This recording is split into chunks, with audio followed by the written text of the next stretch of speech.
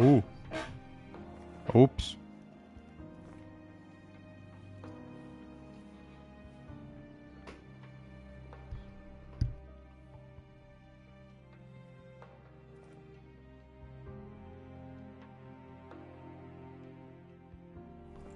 Okay, I'm ready. Let's see if it works. Nice.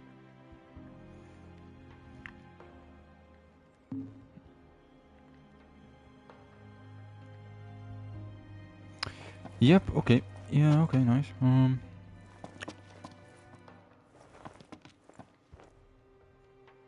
Seems like it's holding up. It was raining today. My connection was a little slow. But yeah. Looks like it works now. Good. But yeah. Hello, good day. Hello guys, what's up? Hope you're doing good. Yeah, thank you for joining me and welcome to more Final Fantasy 15. Let's continue.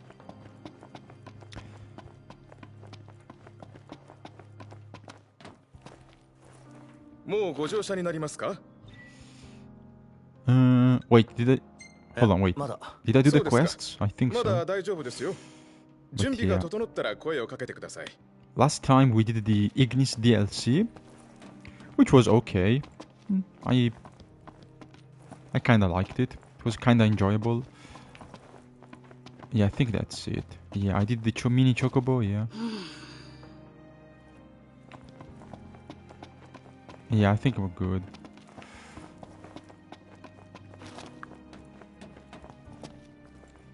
Also did, yeah, the photo quests. Right.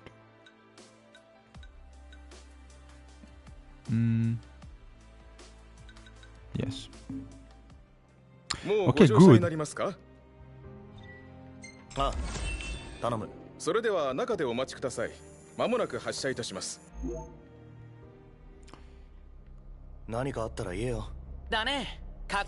Damn. Now that I know what happened to Ignis. It's oh, this bastard. It's even more sad. But I like Ignis even more.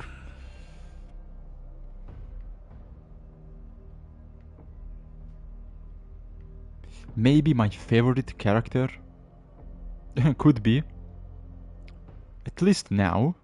We have the Prompto DLC to play. And also the Arden DLC. So, you never know. Marlboro. Nice. But yeah, let's go. Let's continue. Chapter 11. The journey of Noctis goes on. The strenuous Hardus.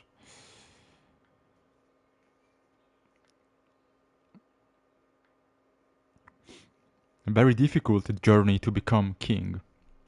And today we get to Tenebrae.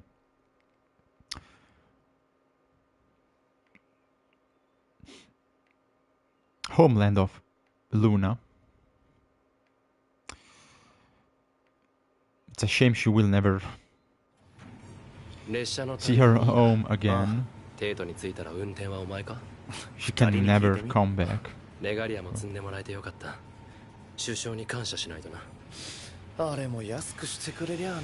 Let's go, boys. All aboard the train. See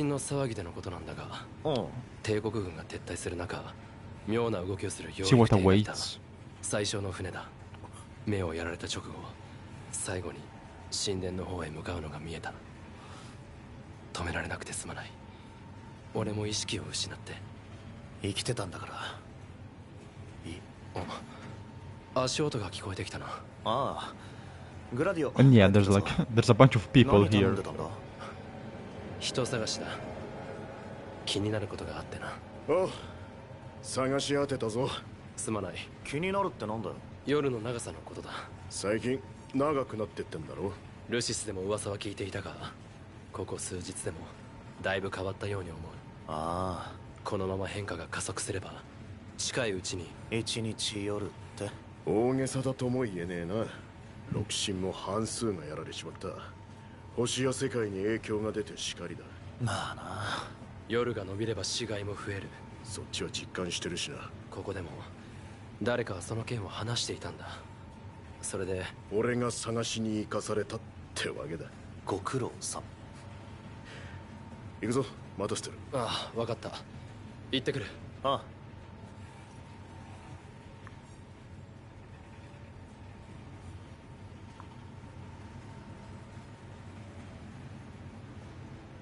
Okay, well,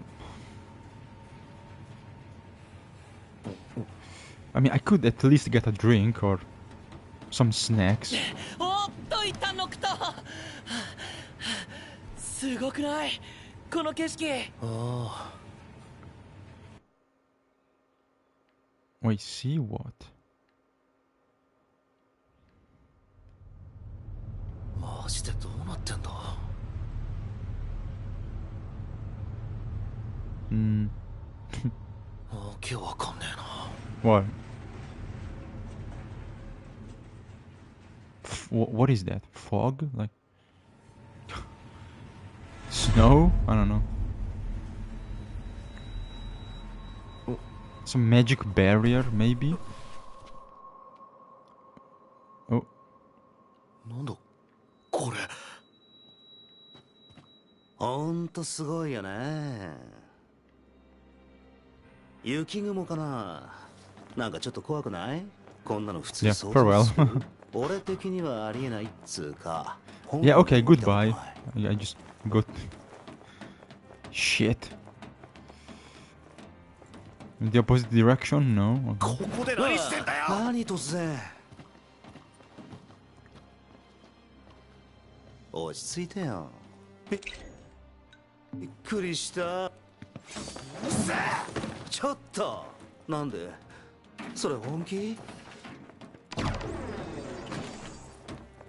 Come on, Noctis. He's What baiting the- you. He's clearly just baiting you. てめえふざけんな。 You fool. あのさ、ノクト。くそ、あいつ。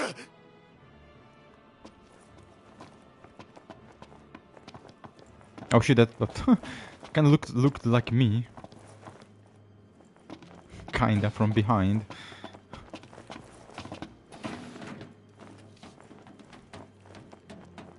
嘘だろ。顔怖いよノクト。冗談だよね。もうやめようよ。そういうのよくない。他の人にも迷惑だしさ。ふざける。冗談なんかじゃねえよ。もう本当に俺を殺す気なの？当たり前だろ。もう逃げらんねえぞ。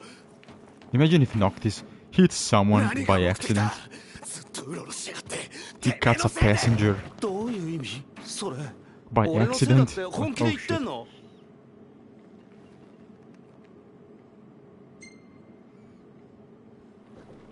本気に決まってんだろ。今さら言い逃れすんのか。言い逃れって。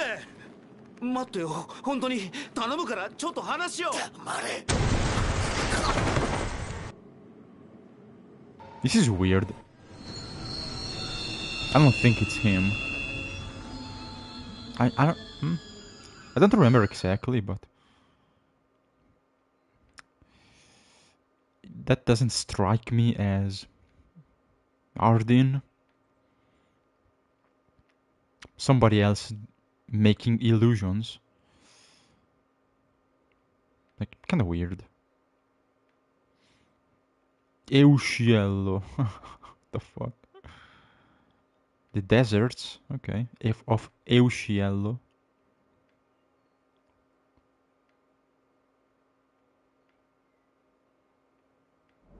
Interesting. ノクト、大丈夫？今アーデンが。 A desert and a じゃあ snowfield 列車が止まったのってそのせいなのかな。何が起きたか全然わかんないんだ。グラディオたちは coexisting a few miles apart. 俺たちは後ろの状況を確認しに行こう。ああ、Very unique environment. I love this song or this track.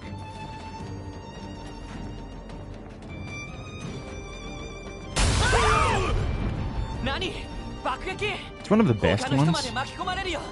It should play more often. It's really good. 前の車両に逃げて。俺たちが相手してやる。中も安全じゃないね。他にも乗り込んでるかも。後ろまで調べよう。列車はまだ動かせねえのか。機関室の方はグラディオたちに任せよう。よし、後ろに向かうぞ。 Yeah, I mean, definitely. 被害はどのくらいなんだろう。 How did it... Wait. Oh, okay, they got... Oh, yeah. It's an ambush. Yeah, they got robots, whatever. They got the magic tech.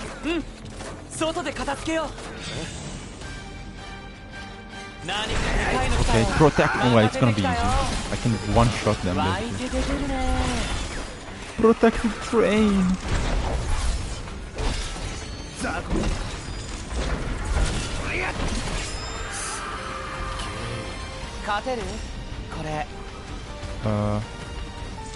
Okay.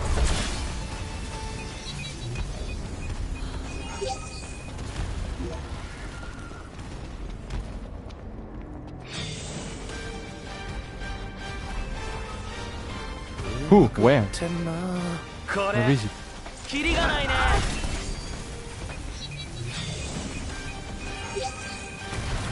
Oh shit, it's kinda cool. I forgot they do that. Kinda cool they blow up.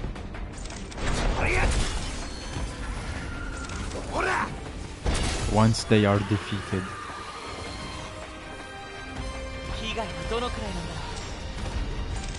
Holy shit.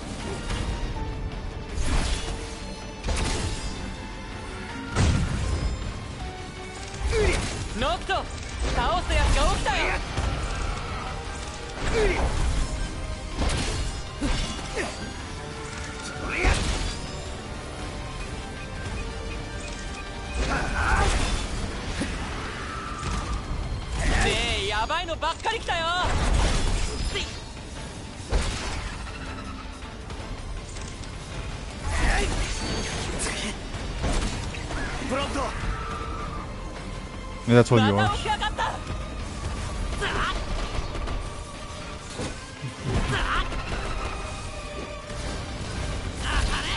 Damn!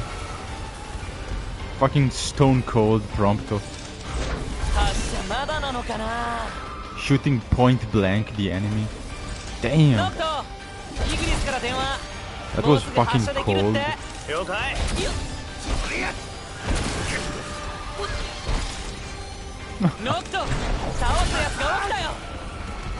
The coolest thing Prompto, like I've seen him doing.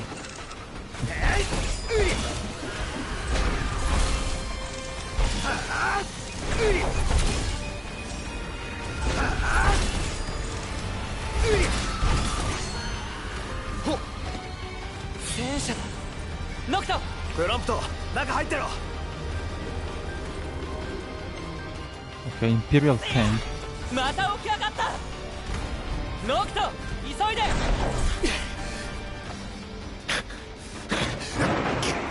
Damn, he's strong. He buffed.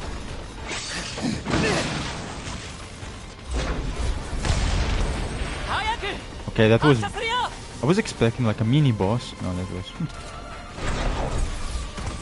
It was easy. 見て、揚陸艇が追っかけてきた。あいつら列車を攻撃するつもりだ。撃ち落とすしかねえか。どうや。Okay, 撃て。あ、そうだね。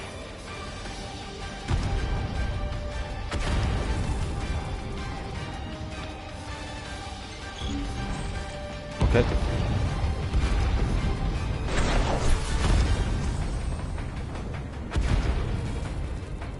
Wait, what? Okay. Oh, okay, there we go. That's kind of cool, I like.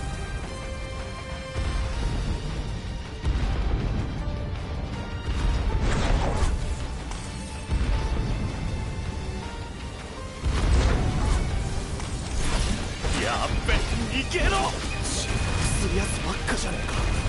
墜落する。 Original impressive. Okay. Oh, this is book kaput. Is it? Oh yes. Okay. やっべ、逃げろ。次はあいつか。よっ。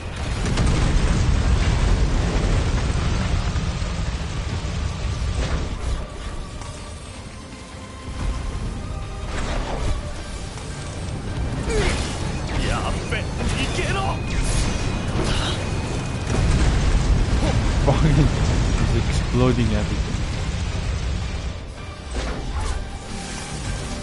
Ooh, I want to try to use this. Wait, no, let me use this. Oh shit.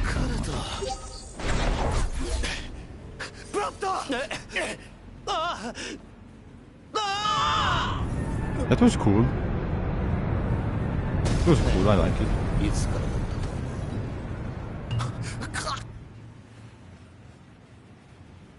Like a true action chase.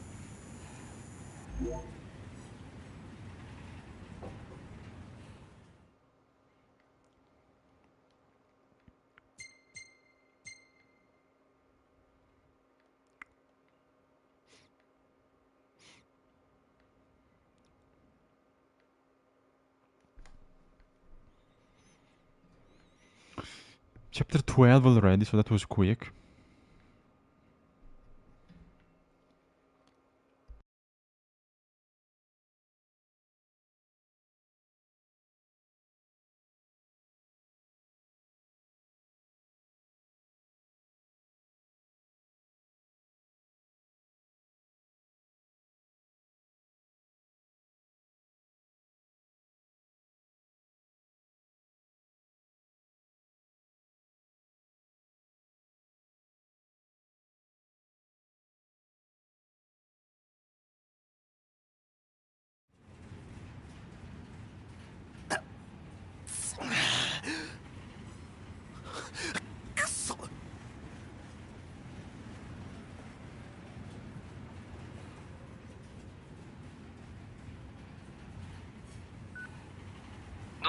イグリス、列車止められねえか。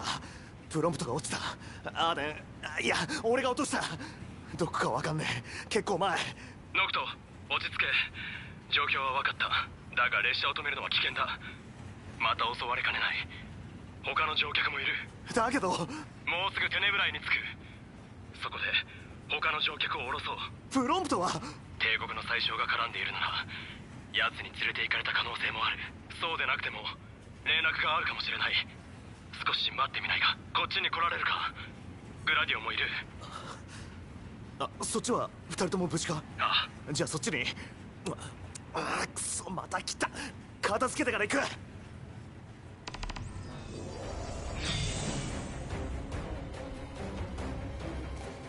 なんか来たし。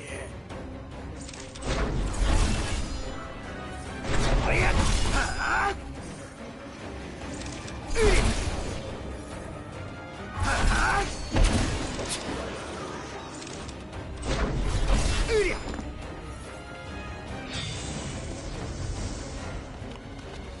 Wait, where?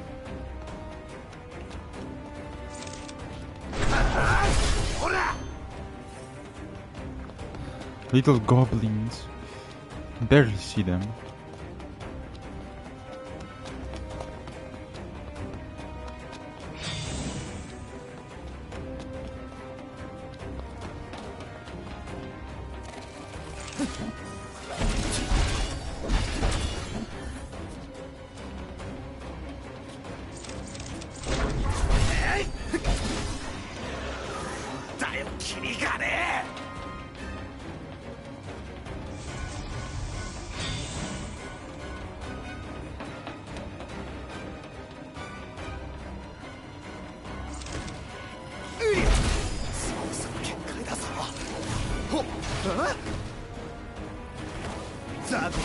What the f- you little shit.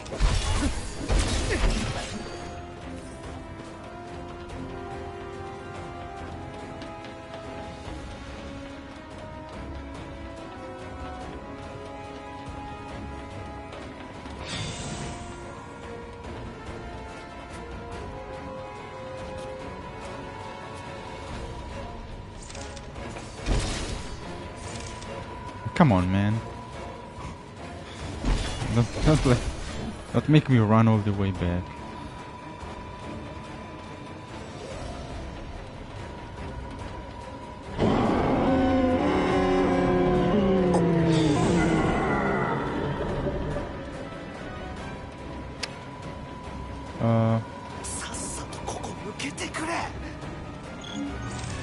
Yeah, except I can't go forward because this guy appears.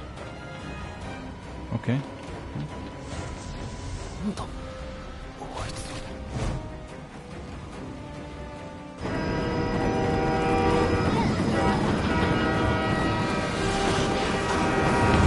But yeah, like, where do they come from?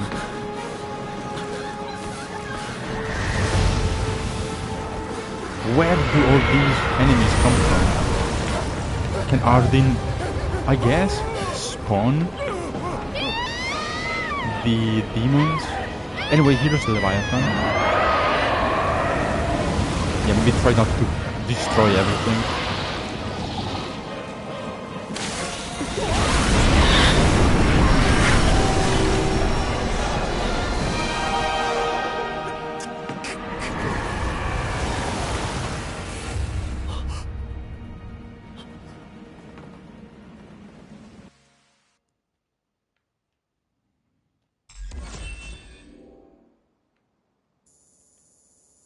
Very quick. Cool, but very quick appearance of Leviathan.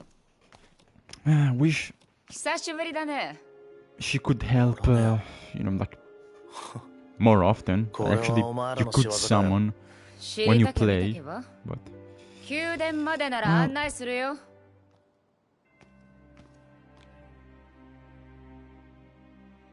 じゃあいろいろ聞かせてもらうわ。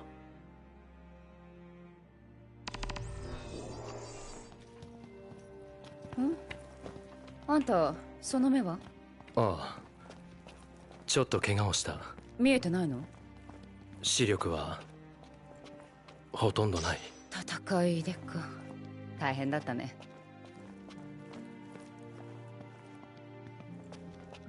yeah, it does, especially after all he's been through.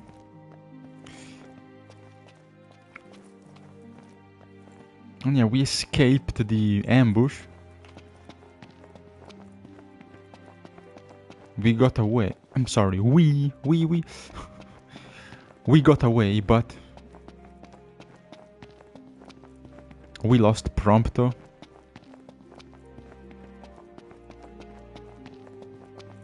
For a while, at least for for a little while.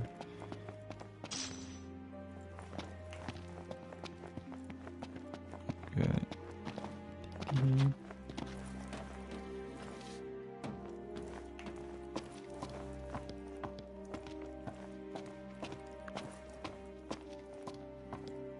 Anything else? Let's see.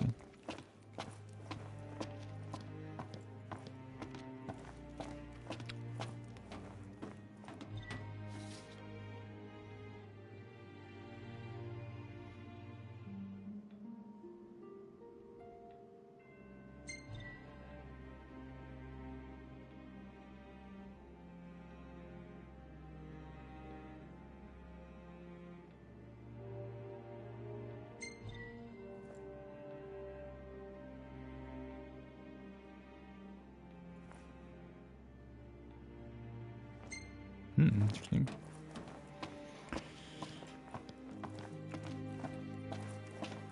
A little bit of Shiva's lore.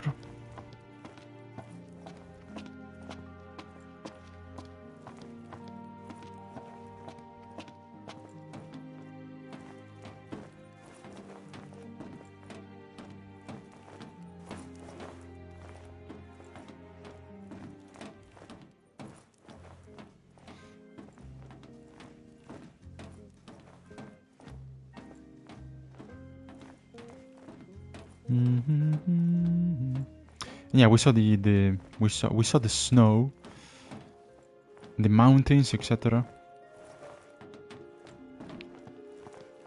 So her presence, her powers. are still here, and yeah.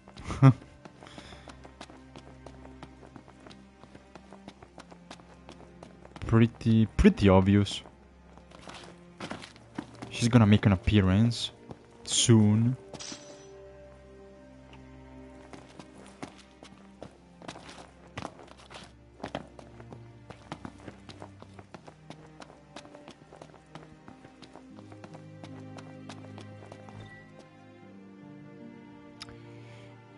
How's Fleurette with the Oracle? Okay.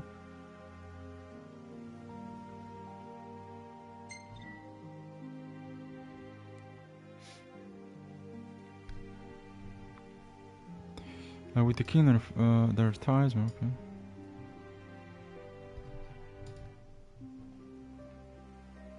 Damn, so they've been under Imperial. Yes, they've been under Imperial rules for 400. That's a long time. 400 years. Holy shit.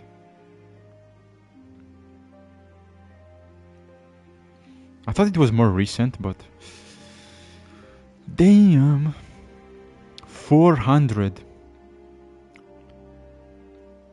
fucking years.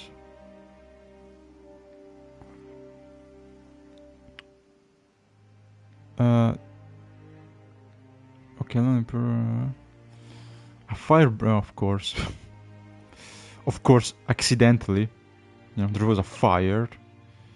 You know, just an incident.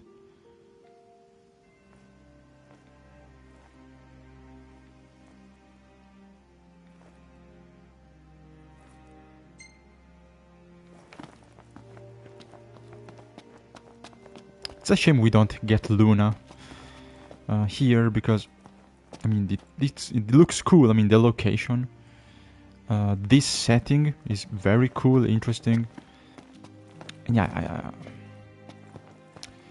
I think it's a shame we don't really get much out of it, story-wise. Like this, you know, Luna Freya's home and all the ancient history. You know, it's just a quick stop, and then you stop here for like 5 minutes, and then you continue. So,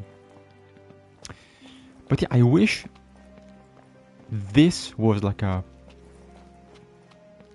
open area, like a big long chapter, and yeah, like a, you know, big map, like not super, but you know, like a decent size open map. You could explore, you know, you could just go around. You know, maybe having Luna still alive, and you rescue, you know, for example, you see the royal palace on fire. You know, you go through, you know, you go through the whole area, and you rescue Luna. You save her at the very end. And maybe if, I don't know, depending on the story, like how do you want to make it, but maybe you could yeah, you could make so that shortly after, you know, Noctis, you know, and everyone rescue her. Maybe then you get like the reveal, being the villain. So then, while you're trying to run away or to just get away to safety, maybe again on the train or maybe flying, you know, like if they could have like if there was like an airship in the game, even just in this chapter, would have been cool. So like you try to fly away, you know, to save Luna, to take everyone just far away, and to reorganize, to plan the next move, and then maybe Ardyn ambushes you, he appears, and then he kills Luna. So maybe, I don't know, like maybe that would, I think that would have been better. Like a cooler, just more impactful reveal of him. Yeah, again, being the villain or the main antagonist. And also you get maybe in this chapter, maybe the previous ones, you get a little bit of his lore, so you slowly get clues and informations about Ardyn's backstory, and so once you piece it all together, or once you get everything and you are able to piece together who he is, boom, he appears, and just kills Luna. Yeah, maybe like injures Noctis, or just threatens him for real for the first time. Maybe he kidnaps Prompto, or someone just to fuck with Noctis. Yeah, he vanishes, he gets away. Maybe he flies. He has his own airship. He ambushes you in the sky. There's a fight, and yeah, Luna gets killed. Noctis loses the battle. He's weakened. He's injured. Your airship, crashes down. Just falls down. Like, what if, Ardyn destroys your ship. And yeah, kills Luna, kidnaps everyone. And maybe Noctis. Again, he doesn't want to kill him, but if he almost kills Noctis, that's fine. But yeah, like what if you crash down, like Noctis is alone, left alone on the airship. It crashes down, and he barely survives. And then it just so happens, or maybe you could say it was Shiva's influence to make it so the wind would take him closer to her. So he crashes down in Shiva's snow valley, and she saves him. She gives him like some of her powers, like bestows. Yeah, they're like her powers, or like her life energy or something, or like give him like the acknowledgement, like Titan, like Leviathan, like the other summons, and tells him, okay, I know you are true king. I can sense you are worthy of becoming king. Therefore, I give you my blessing. And thanks to that, Noctis is able to come back, to rescue the gang, and that approach the end, and pursue and find Ardyn, and just end it, and fulfill Noctis' purpose as king, and between that, like between this and the very end, you get Shiva, you get maybe other summons, or we're gonna get like the ring chapter, which was awful. I hope they change it, because it was awful to play, but the ring is very important for the context of the story. So maybe in between these two parts, you could have like a a better made or more interesting few chapters in which Noctis gathers all of his powers, becomes truly worthy of king, and powerful enough to face Ardyn at the very end. So like, okay, now, like, it's been an ordeal, but now I'm ready. And then you get the very final chapter, and you go back to Insomnia, the capital city. You know, you see the royal throne, where Noctis' father used to sit, and you get the very final fight. I mean, I don't know, like, I just wish we got more, just more, yeah, more story, like just a better narration and chapters that are like fully fledged and don't feel like super quick, super like linear, you know, like quick stop, and like not much happens. I mean, you barely. I mean, we did travel a long way. Ever since we left Alticia, you know, the city, the water city, we traveled a very long way, but it's been like a few very short, very linear chapters, so it feels awkward. So if they just were better structured and just fully completed, more fun, more just playable, like if there just was more gameplay,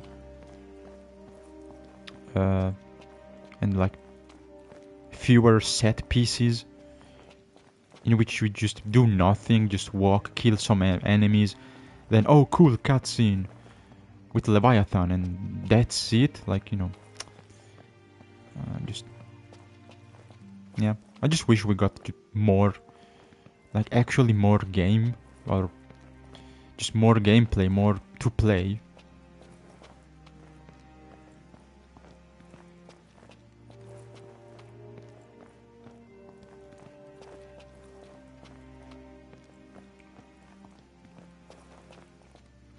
Because like having a linear,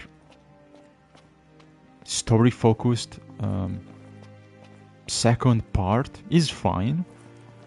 Like a more compact, yeah, story driven, you know, smaller map, and like quicker pace, with like more boss, you know, more battles, and like more tense, high stake moments. That's fine. Like if you want to do like a linear and more evenly paced second half, that's fine.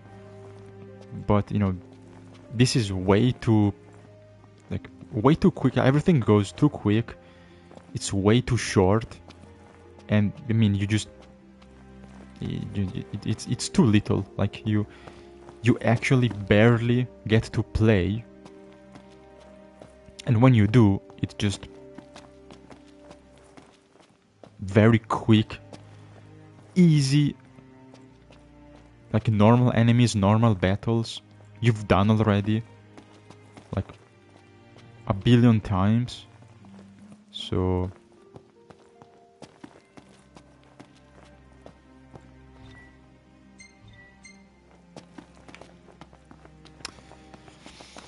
you know, the game that could have been but failed, with insane potential, like incredible potential to be outstanding and, you know, truly fantastic. Because again, this story, like the overall, like the general story, the general plot, and most characters, I mean, maybe not everyone, but most characters, and the themes also are really cool. Really, I like that. You know, I do like the I do like the story.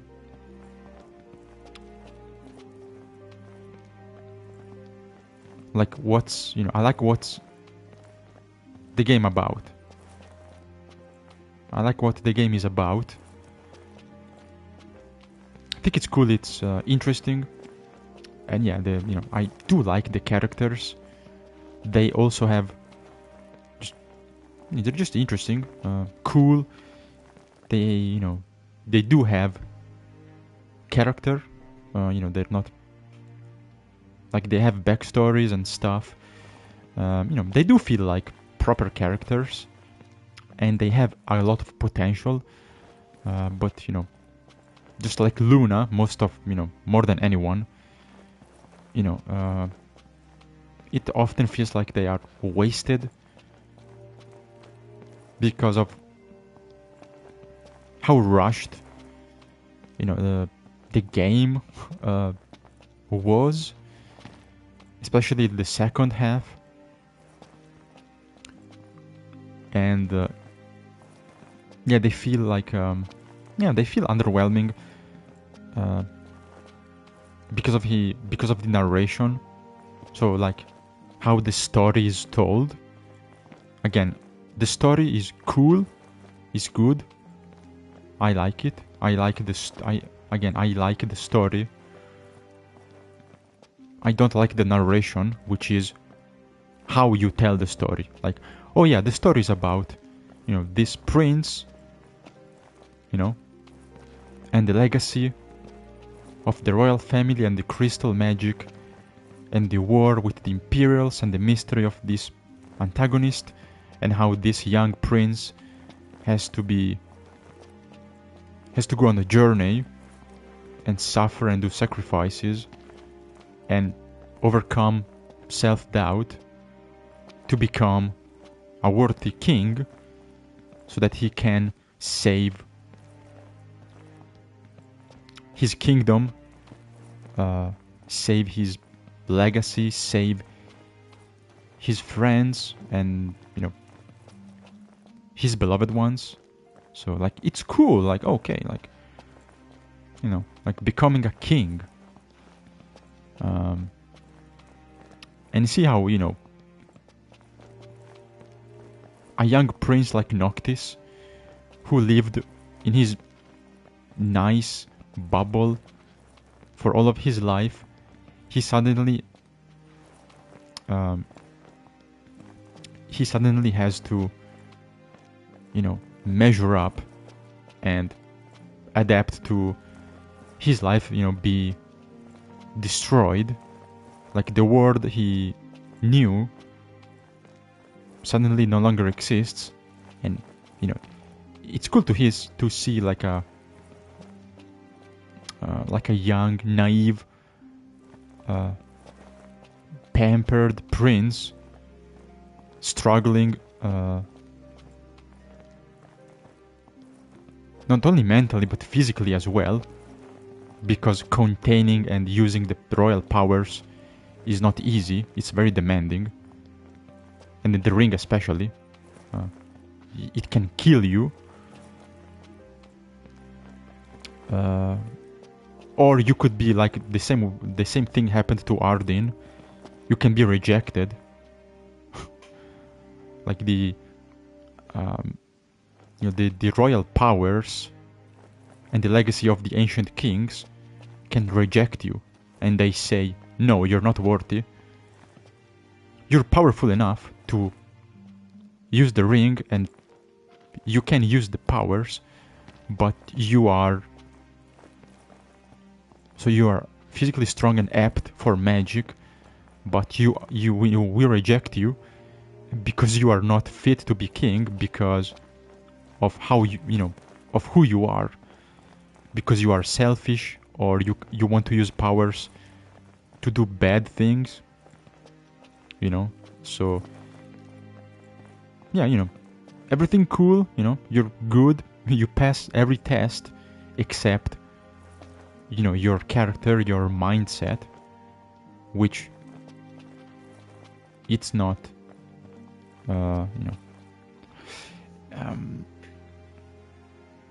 it's not fit to be for a king. So you get rejected, which is what happened to Ardyn. You get rejected, and you can even get cursed While Noctis, it's the opposite, so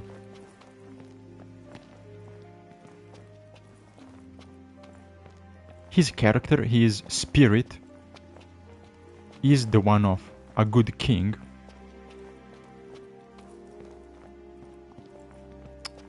He's not selfish.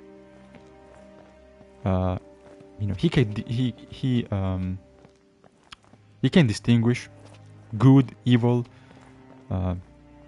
He cares and loves his friends. He's just naive, and he's pampered. He's always lived in luxury. He can be lazy, but that's just his upbringing. But his character, his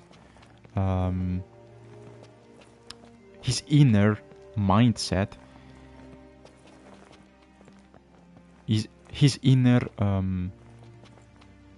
well, you could say his soul is good, is kind, lawful. So again, as a character, as you could say personality, that's reductive, but as personality, or spirit, he's good. He has all the moral values of a good king, but he struggles to just be physically and magically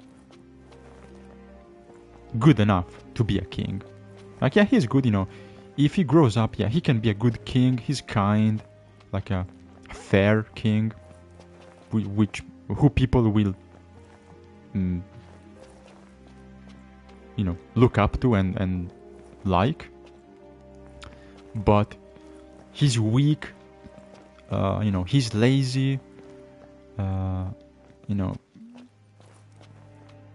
he doesn't have the ambition, initially at least.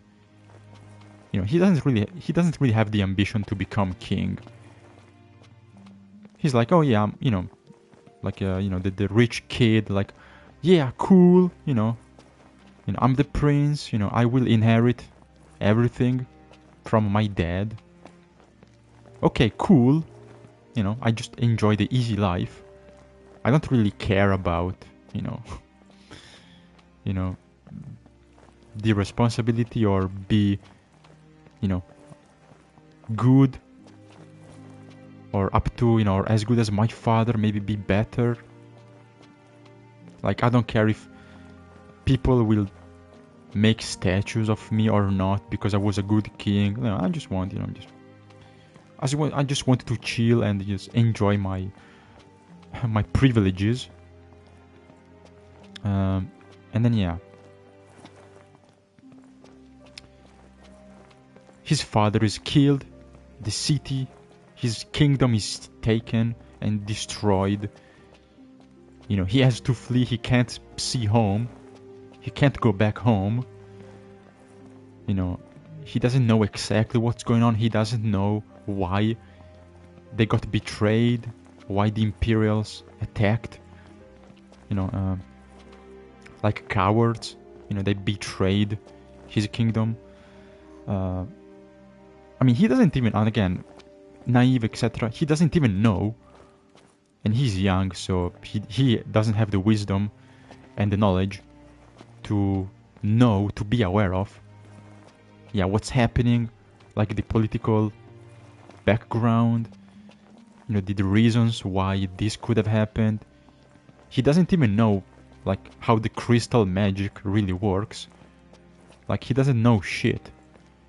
He's a young, rich prince who wants to, enjoy, just a good, chill life with his money and his friends, just going on trips, traveling, going on vacations. He just wants to go out with his boys, fish. That's it. Doesn't really care about, oh yeah, I'm the king. I need to work hard for my people. Yeah. But of course, that has to change once again, his world is destroyed, and a threat, an enemy bigger than anyone could have imagined shows up. And so yeah, I like Noctis, and again, I like the story. I think, it's really cool, it's really interesting to see, this journey, this, story, this epic about the young prince journey and struggles to become a man, to become a king. It's really cool. But the narration, so the way this cool story is told, yeah, that kind of sucks. Because when it has to translate to gameplay and just a video game and pacing, and like this chapter, what happens, how do we show, how do we tell the players, how do we make them play this event? They messed up. So, a game that, again, had insane potential, a story that could have been wonderful, truly amazing. I mean, like a really fantastic story experience as a video game, and just could have been so much more, could have been great, but it was too much, or it was rushed and then changed. So like maybe the development of the game was hell. And it's a shame, because again, it's a decent, kinda cool game for what it is, but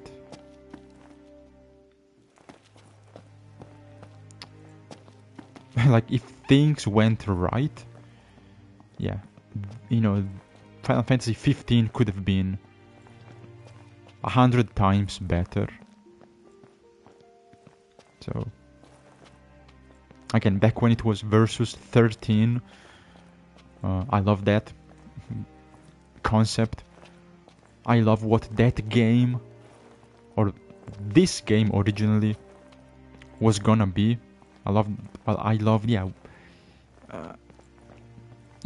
idea, the dream, the concept of versus 13. Like what that, was supposed to be. I was like,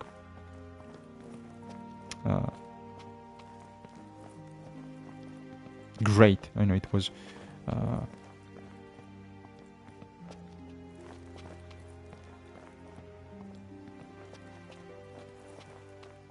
Yeah, this was, amazing. I mean, I'm trying to find different words, but that was supposed to be, yeah, truly fantastic. Like a fantastic experience, and a really memorable, like intriguing, epic, gripping story. Like something you could remember and cherish for, decades, for many years and years to come. Like one of those games you play and you can never forget. But yeah, then the development hell, and the game was changed, and like, oh yeah, scrap this, scrap that, add this, or this change, or this removed, this, I don't know, like so much chaos, and the end product, again, shows signs of greatness, and you saw, again, so much potential and promising stuff. But again, when you actually play the game and you analyze it, it's okay. I still like it. you know, it's decent. It's okay, okay.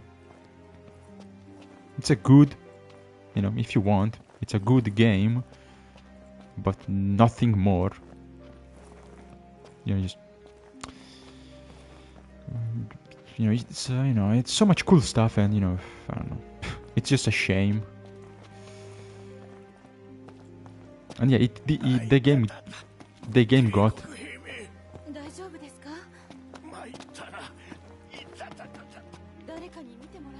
a little better with the DLCs and the updates, so it's better now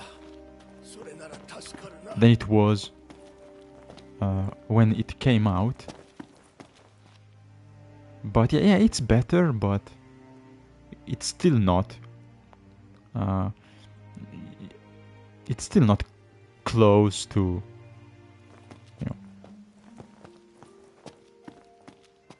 what we all wished and hoped for when, you know, the game was announced, basically. Anyway.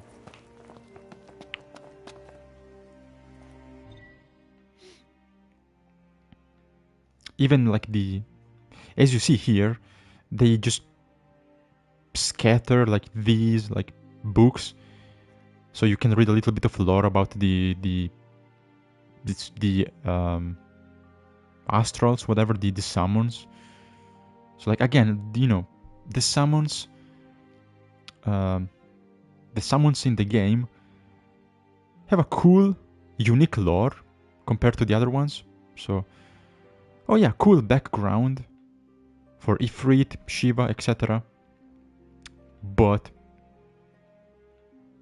you know, that's it. Like a cool lore, a cool background that doesn't live to its potential, to the expectations. Because, oh yeah, cool stuff, you know, the six astrals and the important role they have in the story. Like, oh, so cool, but it all gets relegated to these little fucking bits of text. So yeah, cool lore, but it's not, you know, cool boss fights. You know, you don't get it in like cool cutscenes or gameplay levels. Like, yeah, cool stuff, but it sucks that, yeah, it gets just, it's reduced to some text you can read. It's easy to miss. There's a few lines of text you can read here and there, and they just kinda explain, but, you know, just that's it. So like, just I don't know, just it's a big waste.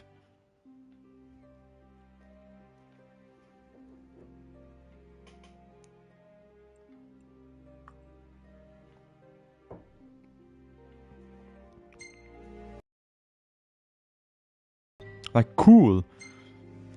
Why can't that be... Like, why can't this lore be something Noctis learns about, you know, in the more extensively, like with a lot more stuff to read, or, you know, just some dialogue or some cutscenes? Like, why can't we learn this, like, in the library of, you know, Tenebrae, for example? Or, you know, why can't I learn it in the library of Insomnia, you know, before you set out for your epic trip with the gang? Or just here, you know, you get to Tenebrae, you know,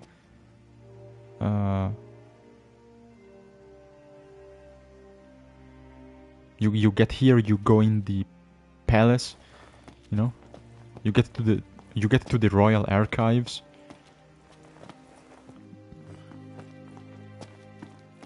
And while you try to escape the Imperials and find a way out of the palace, after you rescue Luna, she guides you. Oh, this way, let's go this way, Noctis. Thank you for saving me. Now I'm going to guide you out because you don't know the place, or you don't remember because you've been here as a kid. So would have been so cool. You come here, you rescue Luna, and while the Imperials are trying to, kill you, or kill everyone and kidnap Noctis, whatever, destroy the palace, you just escape, in the dungeons or something, and Luna guides you in the secret passages, and in the meantime she's explaining, the oracle powers she has, and she tells Noctis, oh yeah, like the lore and how his powers work. Like, and Noctis, like you get to for example, you hide in the library with Luna and everyone, and you find some books, and then she tells you, oh Noctis, by the way, Noctis could be confused because he isn't as aware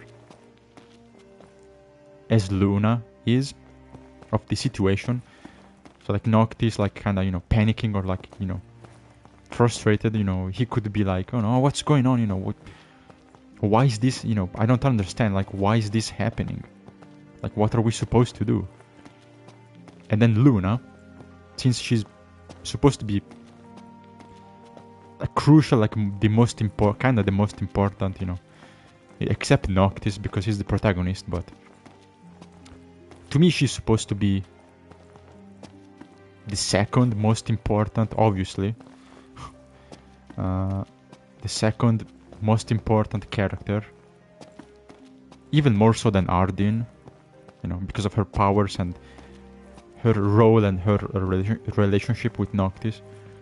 But yeah, she could be like, okay, Noctis, I'm gonna share my knowledge with you, I'm gonna, Noctis, this is your fate. We're gonna explain you, and like trying to guide you, give you the impart you some knowledge, maybe some wisdom about the ethereals, whatever, the six, the ring. Like Noctis, I can tell you, I can explain to you this cool lore.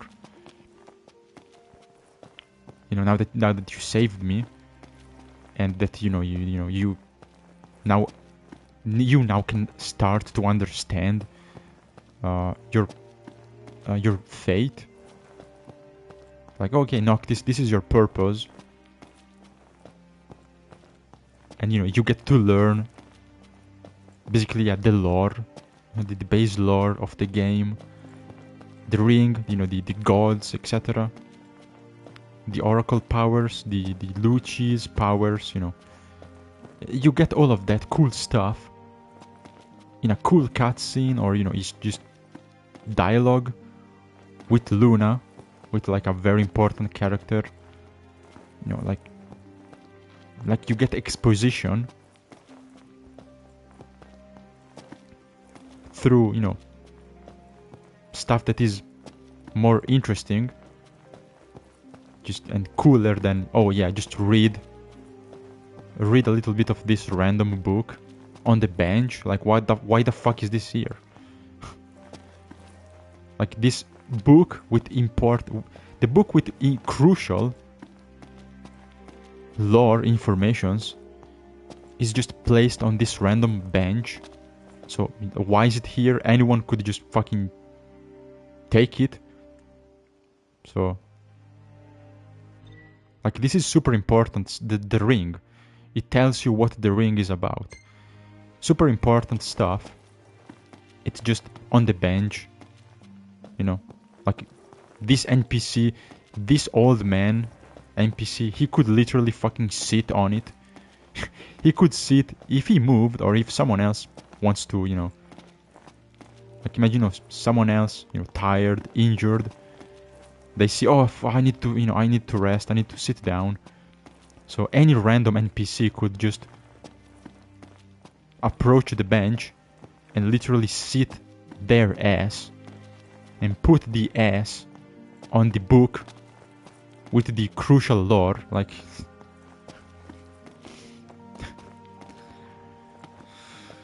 I mean, man. It should have been so much better. But yeah, I mean, I could go... sorry, I could go forever, I could talk for hours about this.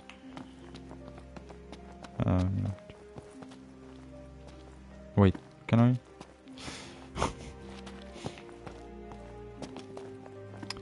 And there's so much cool stuff. It kinda fucking pisses me off. Wait, how the fuck? Yeah, I'm trying to talk to her. So much cool stuff in here. Just wasted. I'm following you. I don't know what the fuck I'm supposed to do. I can't. Oh, there we go. Bro, Gladio, get the fuck out of the way, man. Just fucking move. Move your ass, bro. I mean, you're not blind as Ignis. Just fucking move out of the way.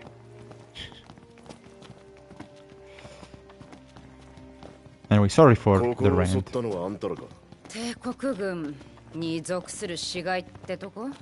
Let's continue.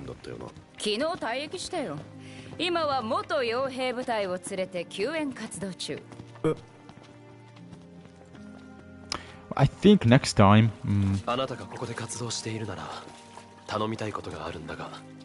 it's the moment to play Prompto DLC.そうね。じゃあ面倒見るわ。だったら運転手も変えたら？変えられるなら助かるが、動かせるやつがいるのか？うん。前にも会ったことあるやつ。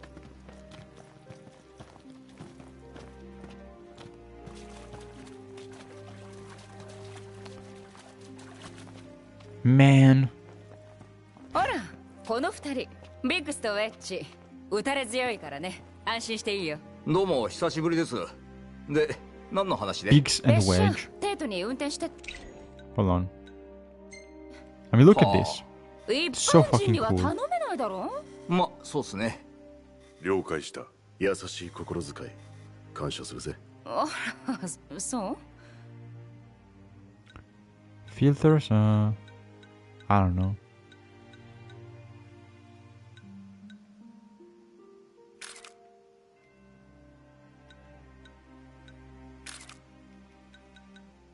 This one maybe? No, inter.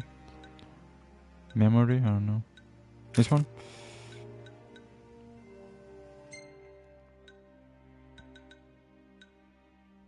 That's pretty cool.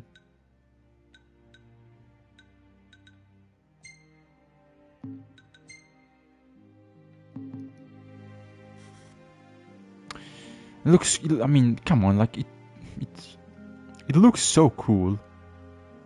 Like the architecture, like the design, you know, like almost like a floating town, floating palace, you know, kind of floating, you know,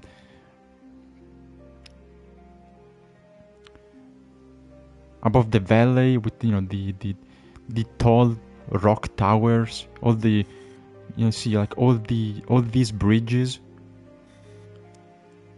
It's so cool, like it's so fucking cool. Such an interesting, nice looking location, and it's just background.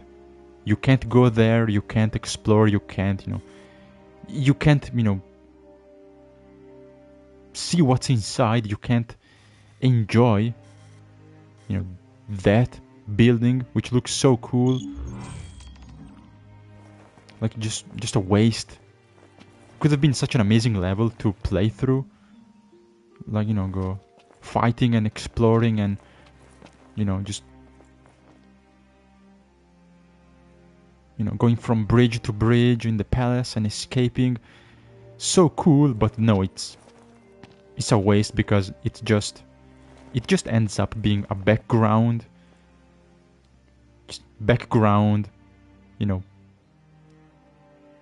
stuff you see once and that's it. Anyway. 運転頼むな。任せてください。正直何が起こるかわからないですけど。なあ。It kind of looks like, some Lord of the Rings. 寒いとこ通るんですよ。 Maybe that was the inspiration, like the elves. まあしばらく走りますんでね。ここでしっかり準備してってください。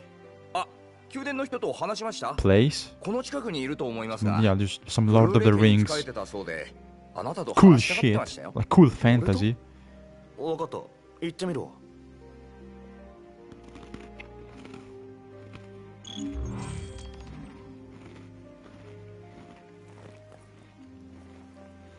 お前らはもう帝国軍じゃねえんだな。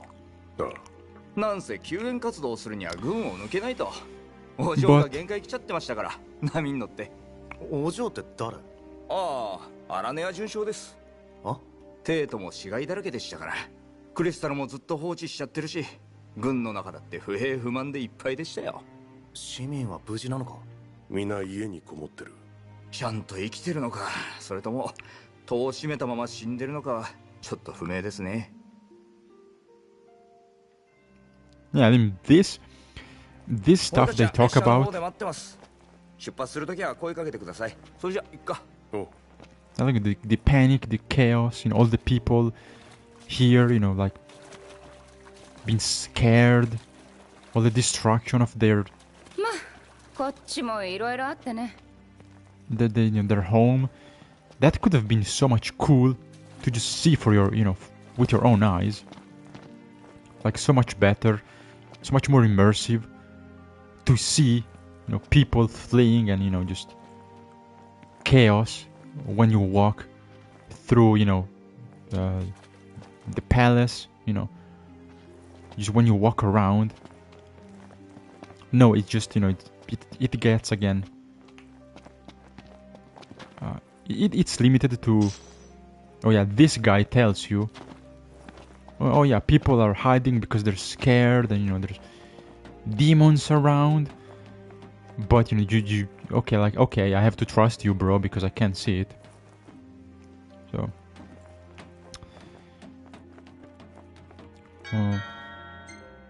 Anyway, let's go.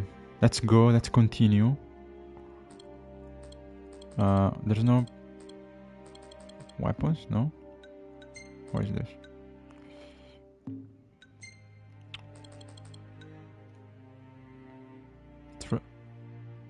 Wait, where's the fifth? Oh, there we go. Yeah, I'm good.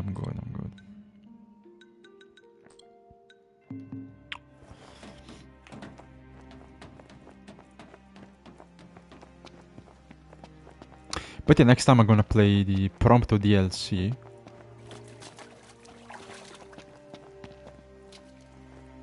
Because I don't remember exactly.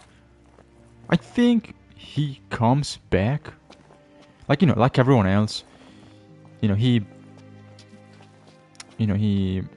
departs, or, he gets taken away from your party for a little bit, but I think he, like Ignis and Gladio, he joins back soon.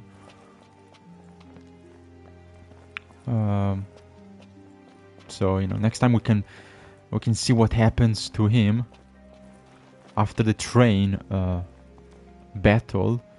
I simply don't remember like how and when he comes back. 皇帝は病に伏せって宰相がその後は文字通り好き放題してる。管理する人間が死んだり消えたりで、特にひどいのが市街研究の崩壊かな。崩壊？まだ命令の入っていない魔導兵も、うちで捕らえていた死骸も今や Demon Labs. That's also interesting. 帝国から来ていると。そう、帝都から溢れてんの。おなじみの魔導兵もだけど、市街たちの強さも前より増してる。とても今の帝国軍じゃ抑えられなくてね。昼が短くなってきてるせいもあって市街も好きに動けるみたいですさ。でそこらをうろついてると。あんたたちから奪ったクリスタルも要塞内で厳重に保管しっぱなしでさ。国や町が良くなるなんて話もう覚えてるやつもいないんじゃない？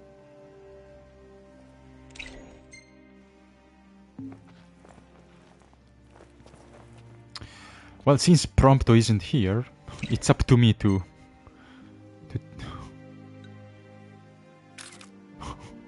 take pictures of everyone.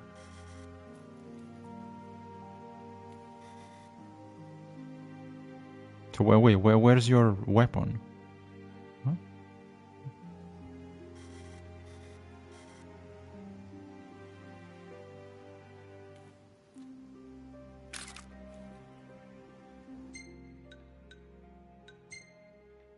Oh wait, I have the filter on, shit. There we go.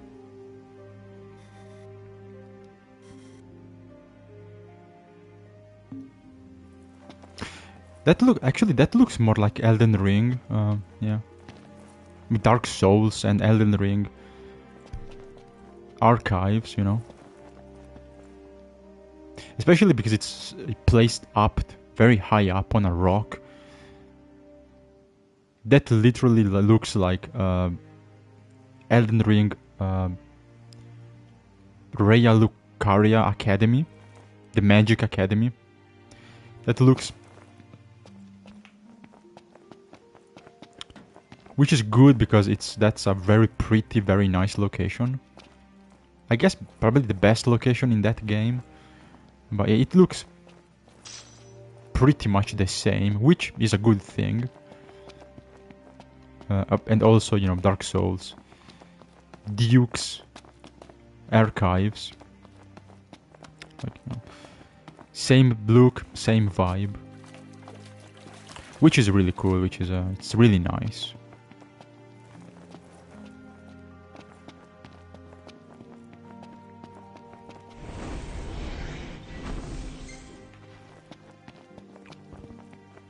Anything else?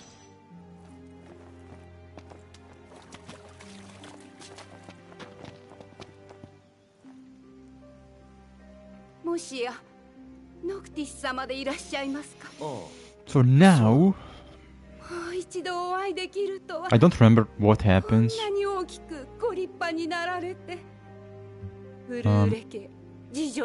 I think we go in the, you know, the lab. 悪い。いいえ、それよりお伝えしておきたいことがあるのです。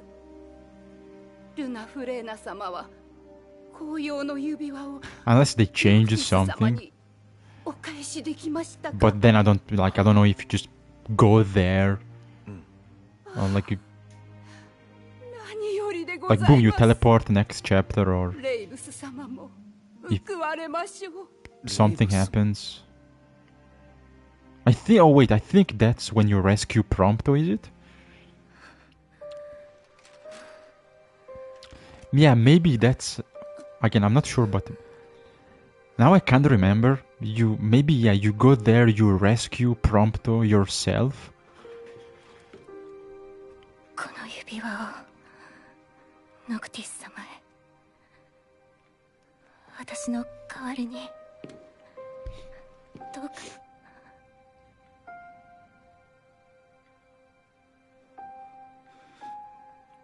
体が思うように動かないのです。それを受け取ることはできない。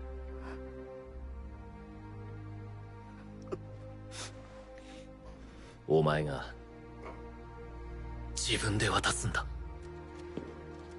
指輪を渡し、王にその自覚をさせるまでがお前の使命だ。倒れてはならない。でももう私の力は。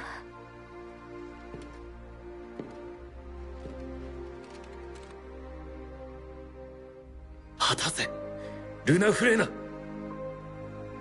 一人の人間としてノクティスに会い、お前の思いと覚悟を伝えろ。 Oh, I never noticed. His left eye is purple. I've never noticed it. ノクティス様、テートへ向かわれるのですか？ああ、レイブス様はレギス陛下の剣をノクティス様にお渡ししたいと願っておられました。再会は難しいかもしれませんが。 Makes sense because his left 受け取るよ。 arm, the left part of his body ありが was とうございます。 cursed by the ring. So, he got a cool purple eye. I mean, that's a small price to pay. Yeah. That's but a pretty fucking cool, thing to have. レイブス様のお話では、プライナもあの場で命を落としたのだそうです。きっと最後までルナフレーナ様のおそばにいたかったんでしょうね。Oh, is that the dog? 片割れを失って、 Yes. アンブラも寂しがっているでしょう。 No. ああ。でもアンブラは元気だ。ノクティス様、 どうかご無事で。 So the little white dog also died.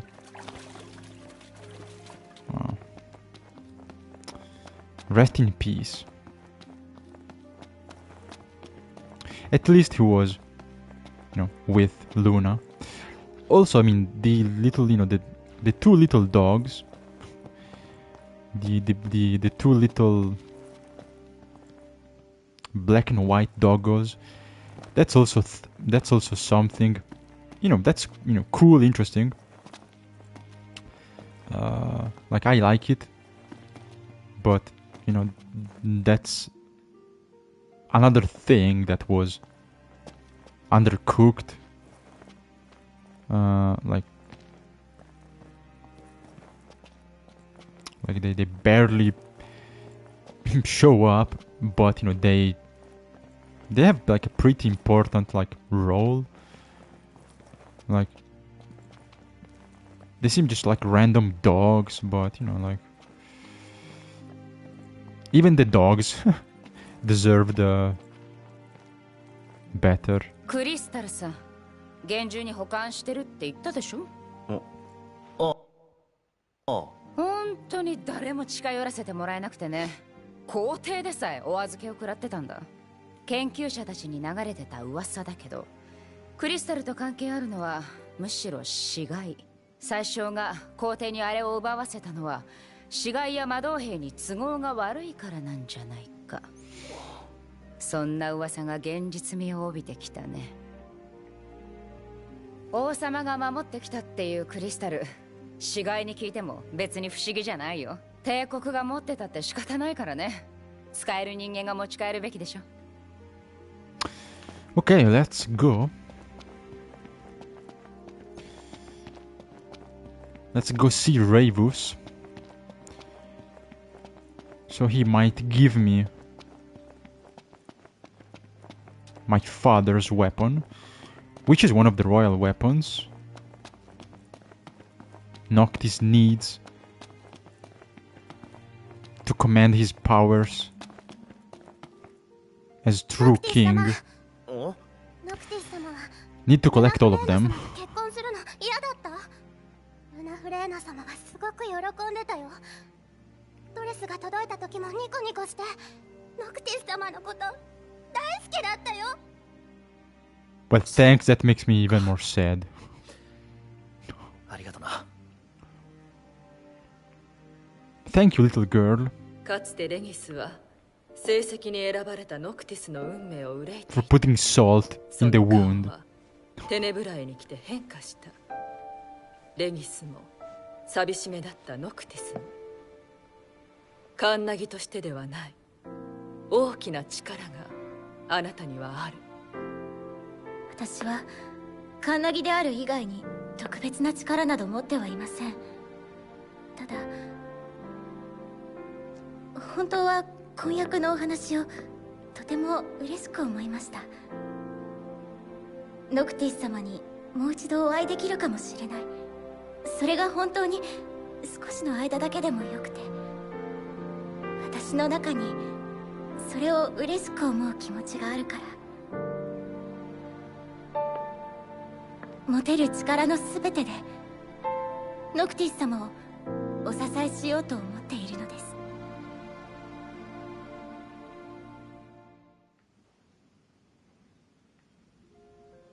ルナフレーナ様、ご迷惑かもって言ってたの。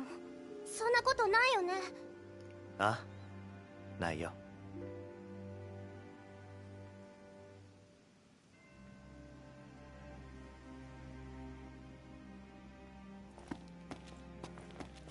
ノクティス様がかっこいいお兄さんでよかった。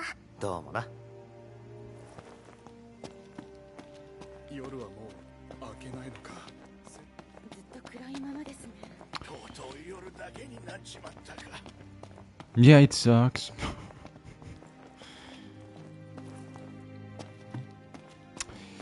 Wish we could have seen again the palace.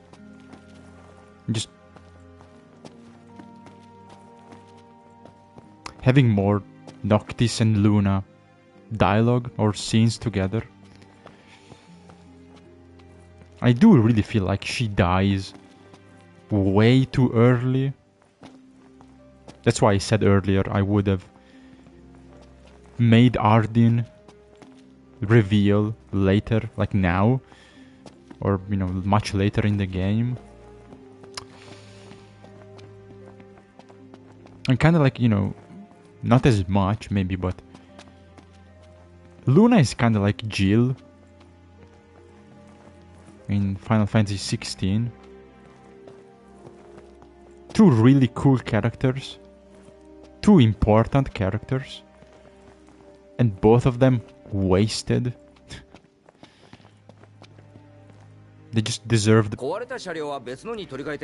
deserved a lot more.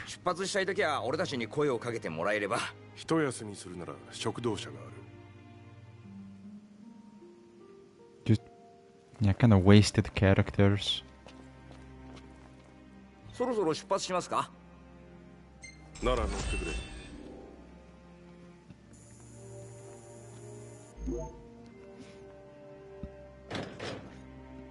ここの市民と I mean, at least Jill gets to fight. I know she follows you, she fights with you most of the game. ありがとう。どうもな。じゃあ行ってくる。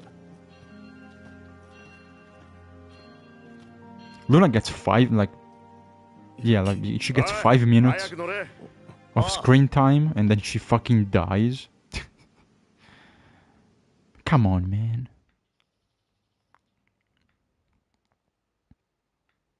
And even Aranea gets more screen time than Luna does. Just silly.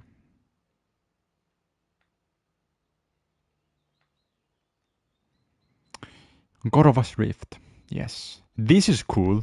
Well, literally, but I do remember this part. The Snow Canyon and Shiva showing up. So, yeah. Yeah. This is a pretty good moment.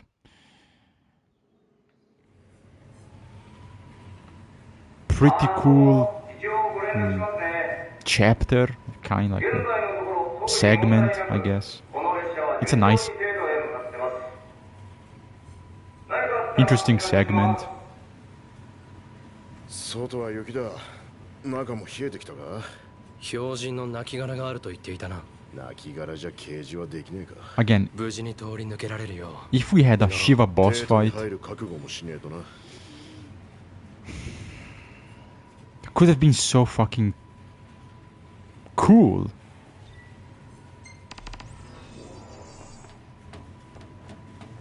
You know.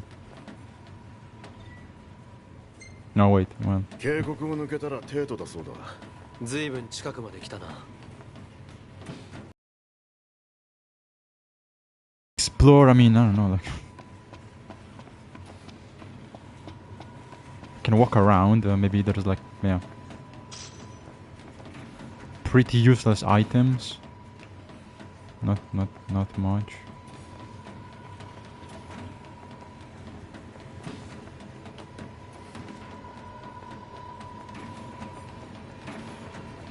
Wait, what is that?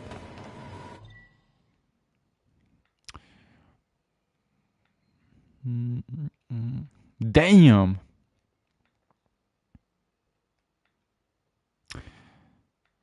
See, after the attack, and since Leviathan kicked their asses and they failed, Ravus was, yeah, damn. He was in charge. So he was in charge of the assault. He failed, so yeah. He was sentenced to death. Sentenced to, yeah, capital punishment. Of course, he's the last in the royal family, so there's no heir. So, you know,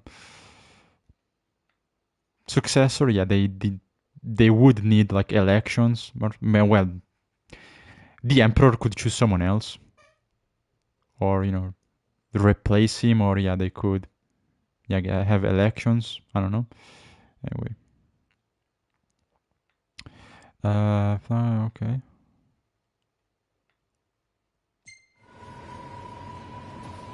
Again, cool. You know, like this is interesting. Like it's interesting informations, like about what's happening. Why is it in the train on a piece of paper I could easily miss? Like, oh, by the way, yeah, Rebus was sentenced to death. Well, that's pretty important. Yes, but you know, I'm gonna tell you if you read a newspaper on the train.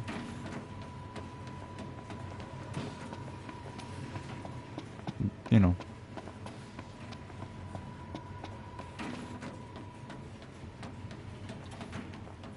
That's, I mean, that's it.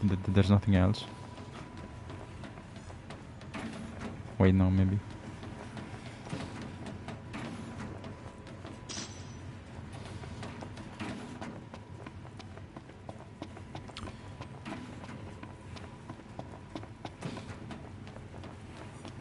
Like, cool. I wish they expanded more. And maybe, you know, give you like a cutscene. You know, and you see, you know, like, why can't we see like Ravus' trial? You know, before you get on the train, you see like, yeah, like a cutscene in, you know, like in, you know, in the tribunal, and you see Ravus and the judge, and you know, I sentence you to death, and he gets taken away. Like, oh, you're like, oh shit. Now I know what, you know, I want to see more. I want to continue to see what's going on. And they also could have expanded on. The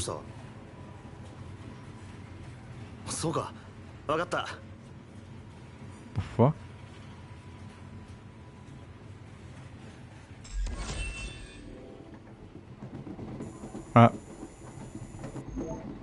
I wasn't done, but okay.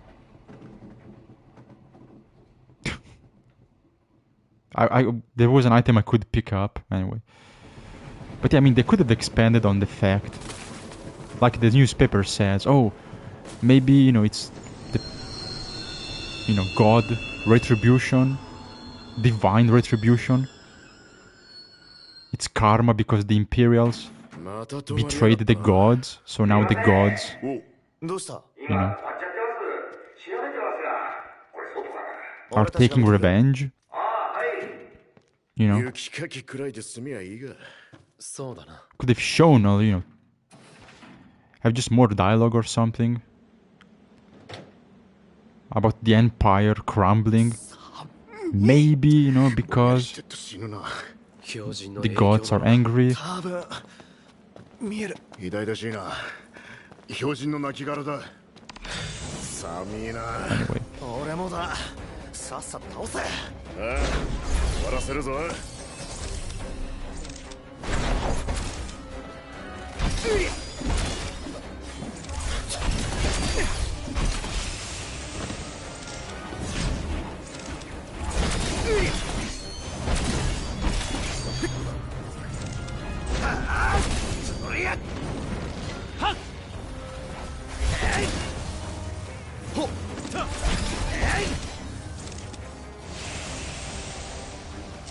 そこか。ほら。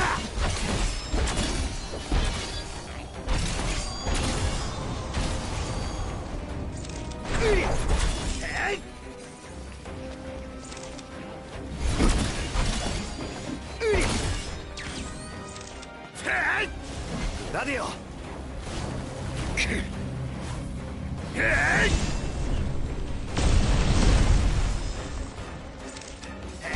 Nice.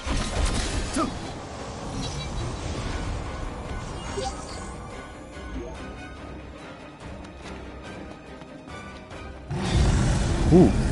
What the fuck is this?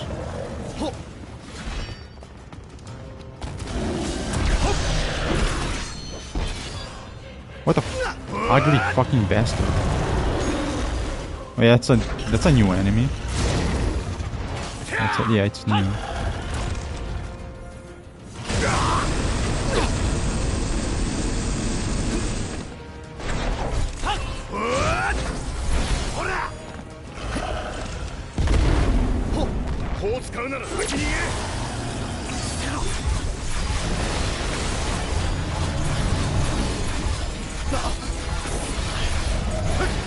Yeah, the Death Claw, the Death Claw is it's like it's a common enemy in Final Fantasy, but in this game it looks very different from the normal design.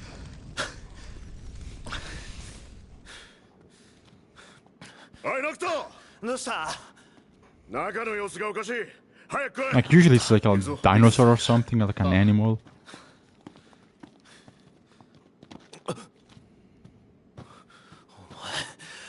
おい、待て。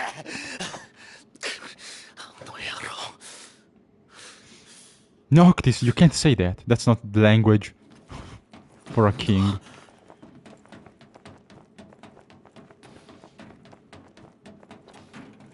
But yeah, I like this part. I mean, it's you know, the snow, you know, the mist. It's cool, you know.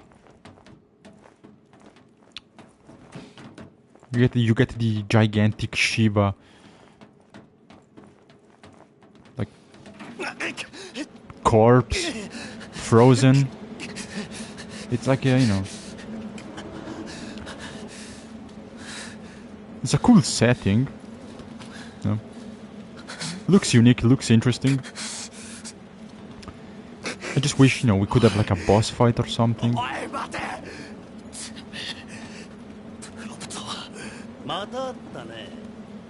Like, looks good.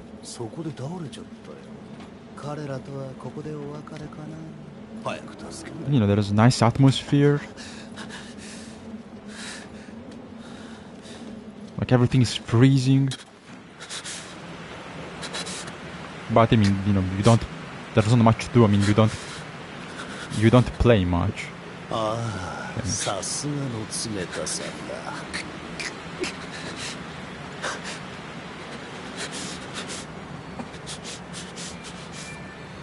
Like, it's a cool scene, but short little gameplay.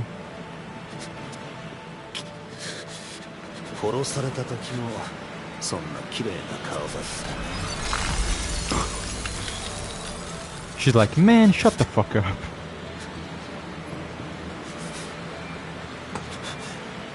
Stop yapping, dude.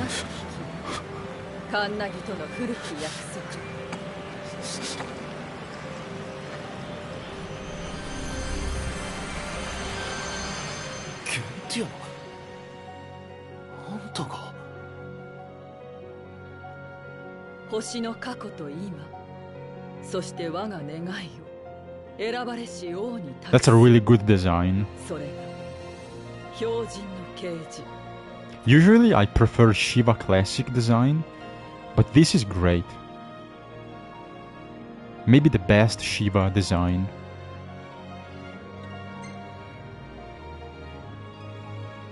また Because it's more like a fairy. 神々が長き眠りに尽きし間、イフリートは何者かにより死骸にされてしまった。眠りから覚めた私は彼を解放しようとするも帝国に砕かれ力を失った。今や帝国は死骸と共にあり、独身も世界も闇に覆われようとしている。もはや私たちだけではイフリートはもとより星を救うこともかなわない。彼にはせめて安らかなる死を。ゲンティアナ。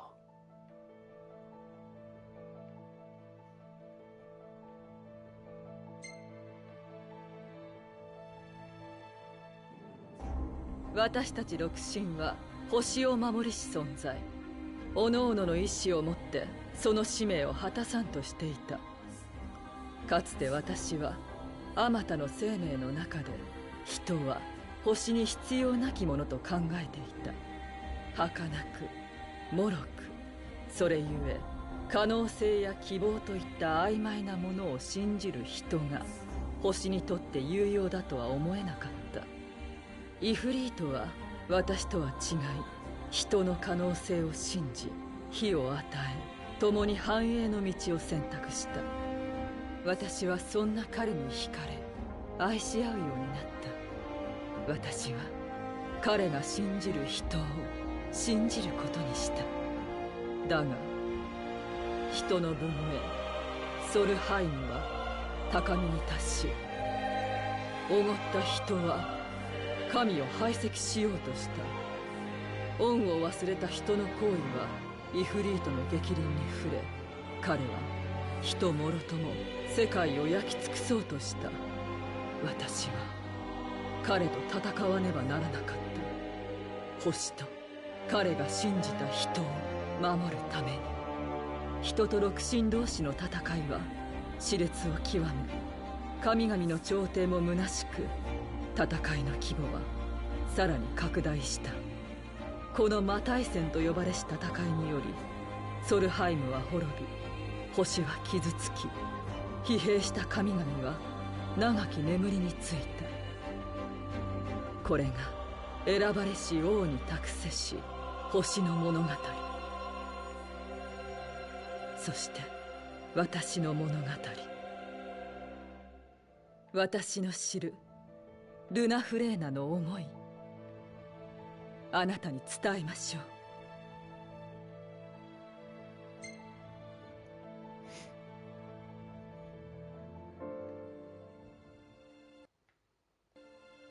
選ばれし王ノクティスが誕生し、私はカンナギであるルナフレーナに会った。彼女はあなたと共に星に光を取り戻すと約束した。彼女の温かく力強く人を愛する心に触れ、私は再び人を信じようと思った。ルナフレーナ、もう諦めろ。ノクティスは王にはなれない。どうしてそんなことを言うのです。他に道などありません。これ以上はお前が命を落とすぞ。分かってます。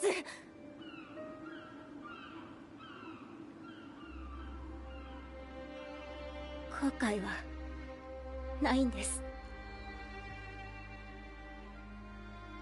ただ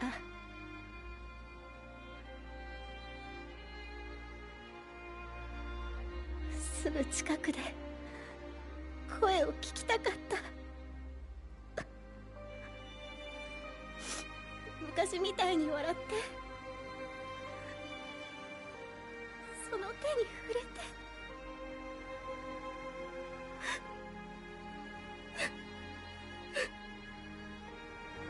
一緒に生きていきたかった。泣かないでルナ・フレーナ。ごめんなさい。今だけは。それほどまでにノクティスのことを。他の人と何も変わりません。ただ大切な人のそばにいたい。それすら叶わないなんて。あなたの深い愛は何があっても消えることなく、必ずやノクティスに届きましょう。ケンティアナ。星のため、いいえ、あなたのために、私は必ずノクティスの力になりましょう。これは友としての約束。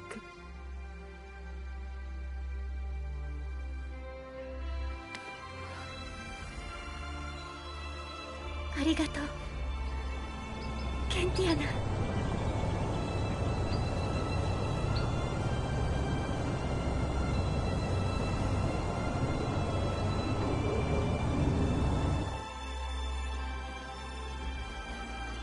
思いは伝えた。そして全てを託す。ああ、受け取った。選ばれし王ノクティス、世界に光を。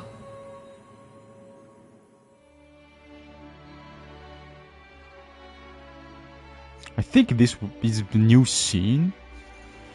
さようならノクティス様。Like, some of these are new, or at least one of these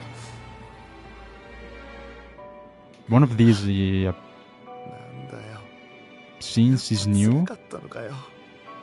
Because I don't remember the one in the when Luna talks to,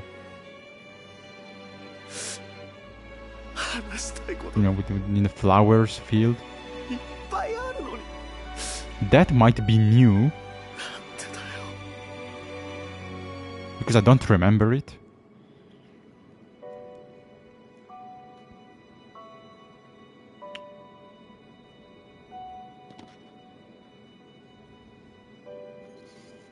The rest, maybe not. I mean, probably not.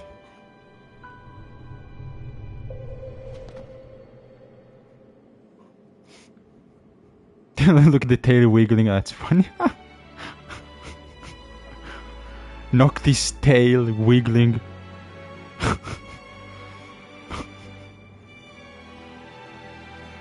So silly.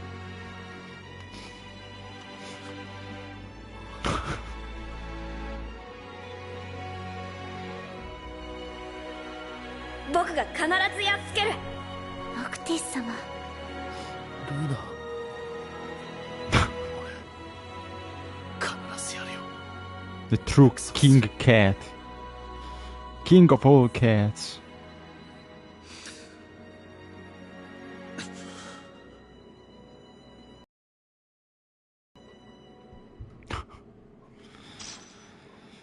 Cat boy. And yes, the trident, which is the weapon we saw Luna using when she summoned Leviathan. And then, Arden showed up, so Noctis couldn't, get it back.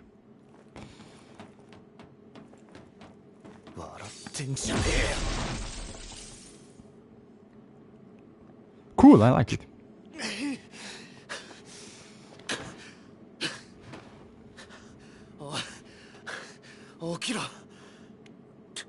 Yeah. Cool scene. I like it. Cool character. Gensiana, pretty cool. すまない大丈夫だ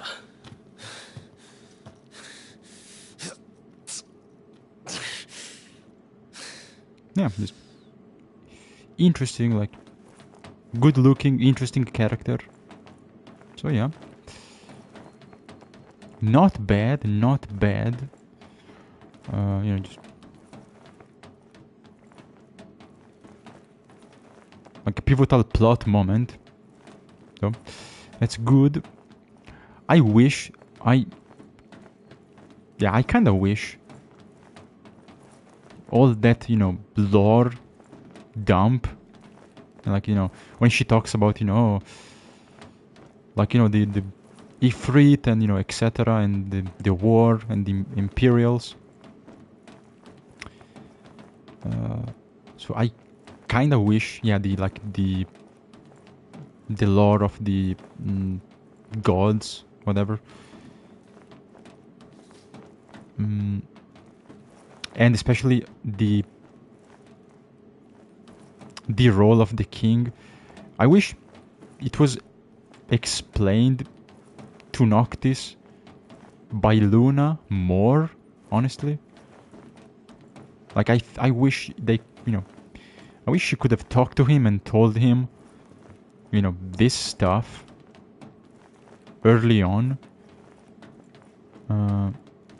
So, like, it's cool, but I don't know. I think maybe it would have been better if it was her to tell him,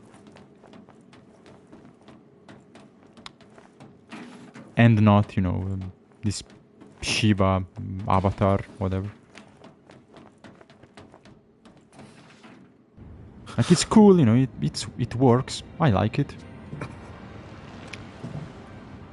もうそろそろノクトって呼んでもいいかな。久しぶりに I don't know, like, I feel like, やっぱり神様の力は強いな。 I don't know, maybe it was more of Luna's duty to tell him this stuff. I mean, I guess they didn't have a chance, but,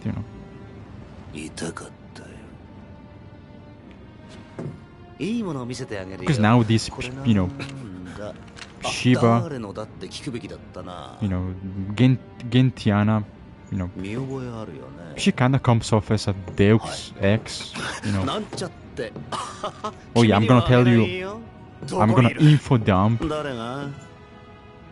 before it's too late. A little weird.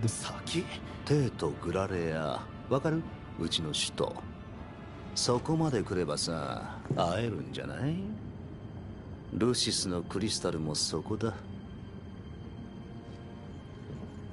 あれは死骸に効くんだ。取り戻したらどう？じゃあ気をつけて。お友達が待ってる。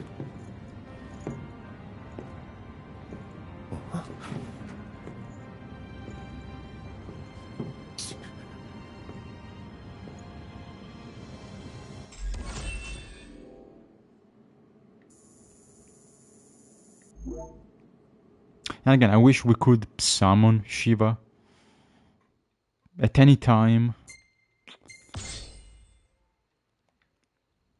It's so cool, but, just like Leviathan,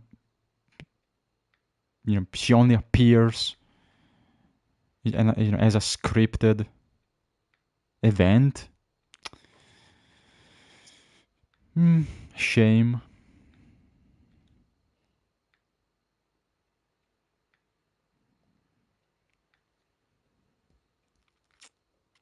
Chapter 13. Maybe, oh wait, okay, I think this maybe is the chapter everyone hated. Yeah, I think it was this one. The worst one. Everyone absolutely hated. But maybe, I don't know. Maybe they changed it, I don't know. So yeah, we have to rescue Prompto, get,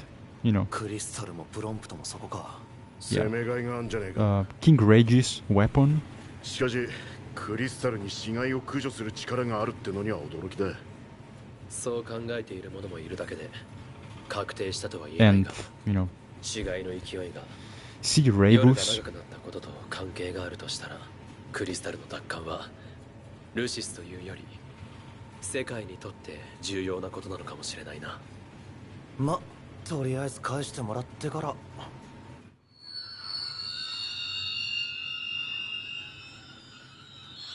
どうした？何かあったのか？さて、また非常事態が。 Okay, let's go.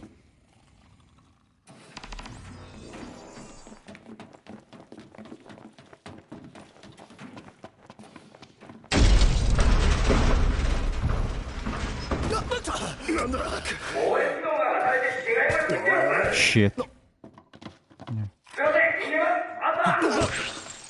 しょうがねえ。どうした？武器が出ねえ。どけ。 Yeah, just kick them, dude. The little goblins, you can just kick them. What the fuck? I can't even. Can I dodge? Okay, well, okay. At least I can use the magic dodge. 非常事態だな。脱出を考えよう。どうやって？貨物車両にレガリアがある。急げよ。分かってる。貨物車両まだ先か。おい、急げ。よっ。ほっ。 Arden, you son of a bitch.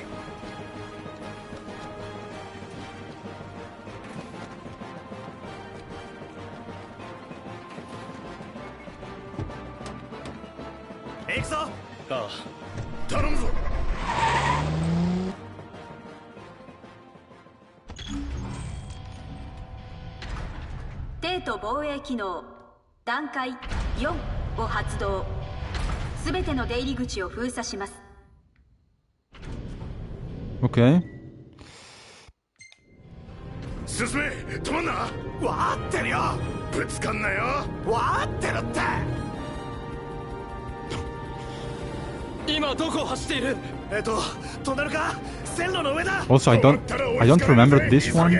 急いでるよ。捕まってろ。 Oh shit. I mean, you get to drive in a straight line.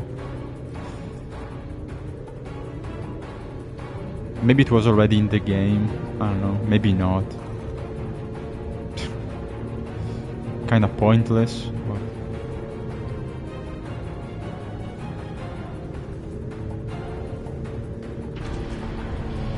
No, wait, I think this was in the game already, yes. Yeah, I think it was in the launch version. Yeah.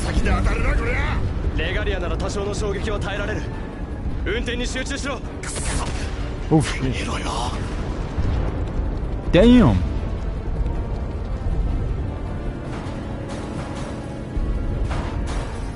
It's very fucking dark. Jesus.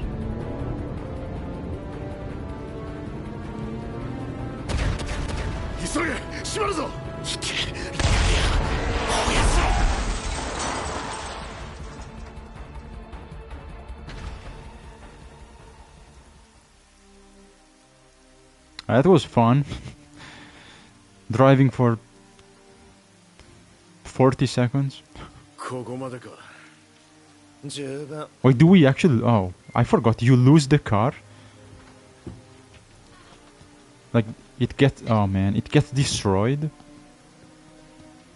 That's pretty sad. The car is kind of like a character. Old girl. That's too much.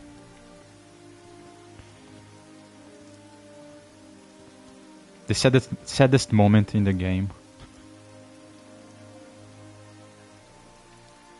Man. She took us so... well, it's a, you know... I love the Regalia. It kinda is a character on its own. Took us so far away.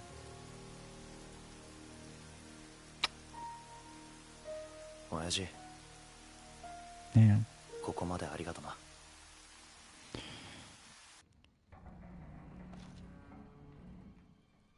まさか I'm 丸 gonna 腰 miss で you. テートに侵入するとはな。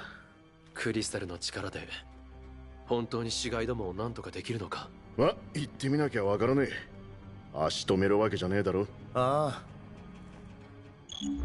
I mean, they could always, especially with Cindy, they could just build a new one, 崩れてもおかしくねえか。 which isn't the same, but you know, if you want, you can replace a car. おいイグリスグラディオ Oh, I can. Oh, interesting. I can choose. Let's go with Noctis. Yeah, why not?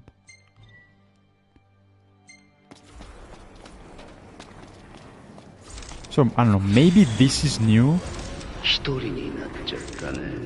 Oh wait, I can't fight. Ah, I forgot. Oh fuck, I forgot. I should have chosen. Oh shit. I mean, maybe yeah, at least I can play as two characters and I can fight. I forgot I can't do anything with Noctis. Ah, that's sucks. I fucked up. I mean, I guess they do kind of the same thing. I don't think it changes drastically. But they just walk around and eventually they find the, you know,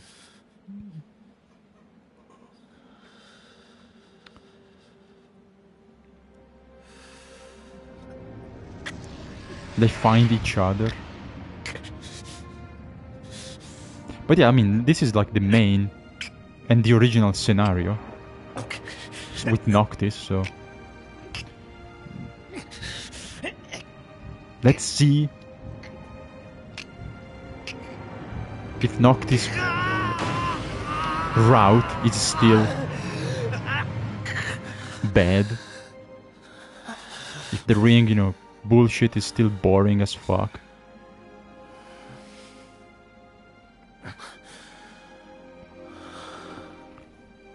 Or if maybe they improved it and also added the second route.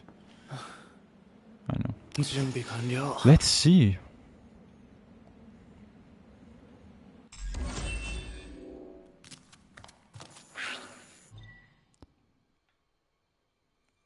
Yeah.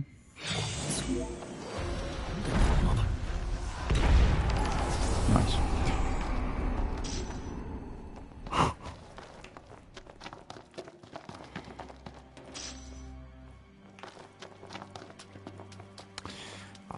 I guess it's mostly the same. It's probably mostly the same. You just walk and you one-shot enemies,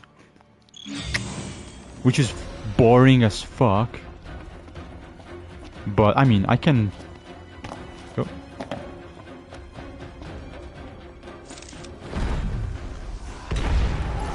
I can always go back, play as, you know, the others.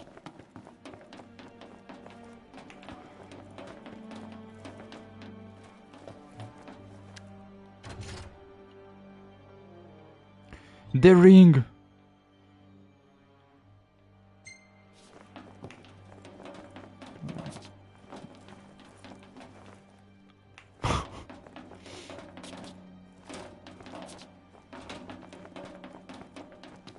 Pippe coi piedi, fantastico. ダメか。どうすりゃいいんだ。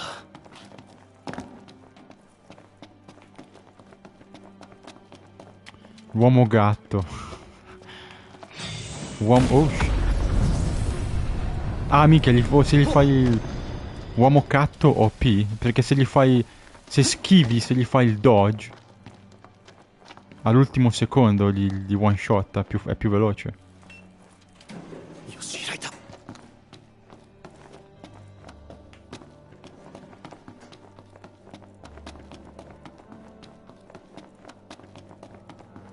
Cioè, invece di usare l'anello normalmente puoi schivare, ok. Salvi qualche secondo.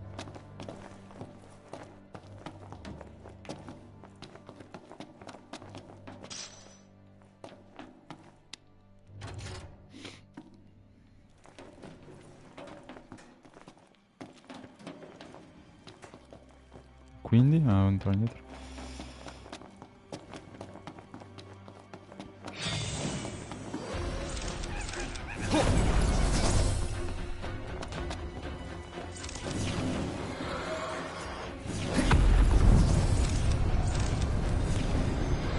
Figata, vorrei anch'io vorrei anch'io il potere di polverizzare.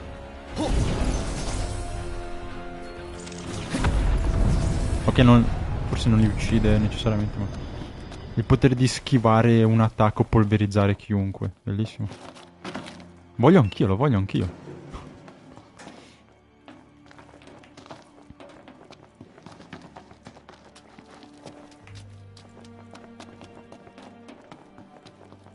Quindi, di qua.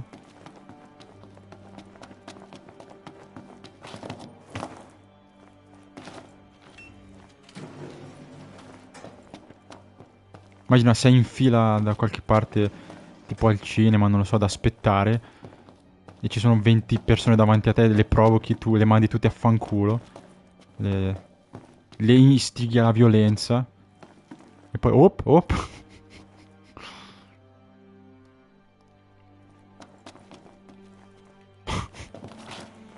Le disintegri e le fai sparire. Bellissimo.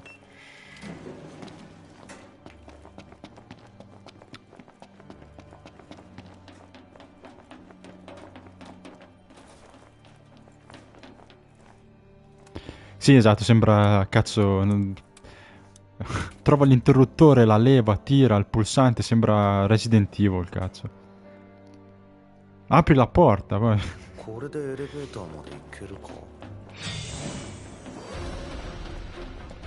Che comunque.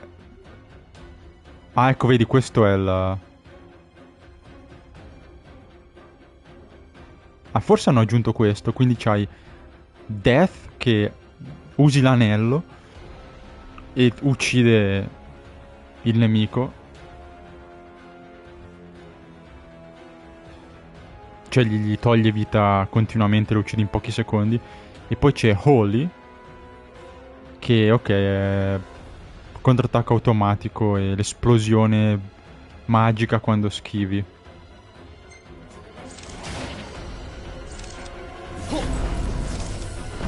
Poi fai così, ok, beh, almeno. Sì, vabbè, molto. Gli effetti visivi sono belli, però vabbè, molto banale, cioè. Vabbè, puoi fare 2 mosse anziché una, ok, vabbè. Sì, comunque sta parte qua sì, fa abbastanza schifo, ma è comunque molto meno cancro di certi dungeon nei vecchi Final Fantasy. Tipo il dungeon di merda del 10, dove c'hai quelle piattaforme di merda e devi farle ruotare per cambiare il senso.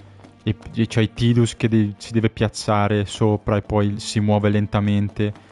E se scegli una direzione non puoi cambiarla finché non arrivi in fondo. Cioè,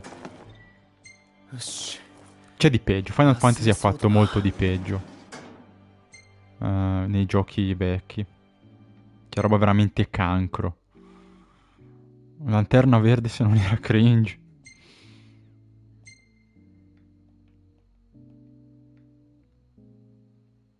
Lanterna nera.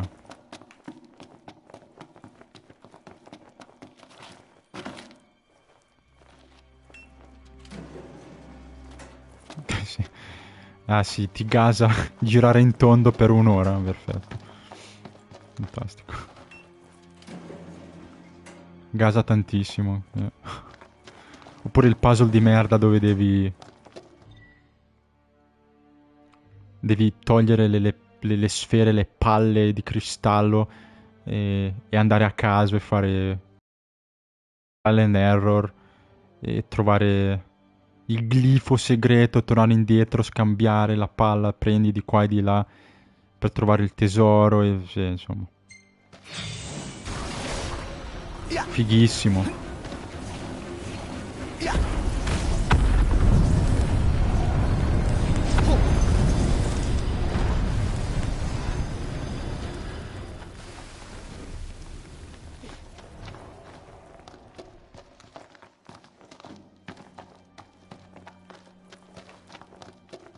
Gaza. Il minigioco dove devi schivare il fulmine 200 volte di fila. Che ho fatto. E ci ho messo sì un'ora tipo. O di più. Gaza. Per avere un'arma di me. Gaza tantissimo.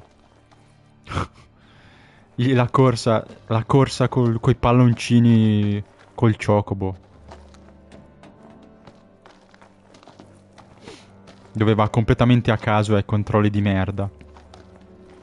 È un cancro assurdo, ma mi gasa.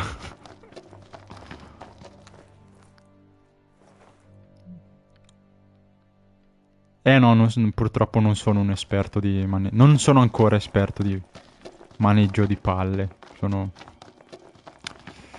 principiante. Devo fare pratica. Sì, quello del fulmine, sì,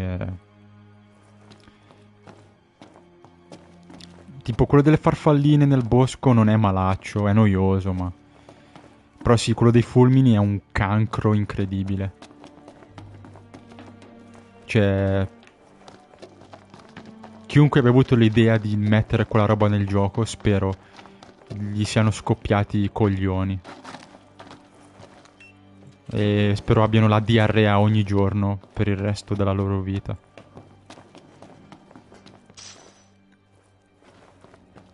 Che il baseball ci sta, tanta gente lo odia, ma anch'io all'inizio lo odiavo, però poi giocandolo baseball gasa, mi piace. È divertente, ci sta. Una volta che capisci come funziona, una volta che recluti due personaggi più forti, è molto facile. E la musica è bellissima, la musica del Blitzball è una figata. Quindi gasa, però tante altre cose no.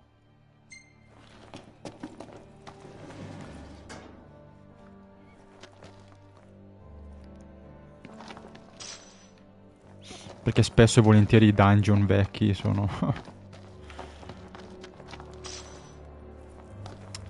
cioè dei giochi vecchi sono un cancro. Poi finché sono opzionali vabbè. Però quello delle merda del 10 con le palle e le piattaforme non è cioè, obbligatorio. Non devi farlo, non è opzionale.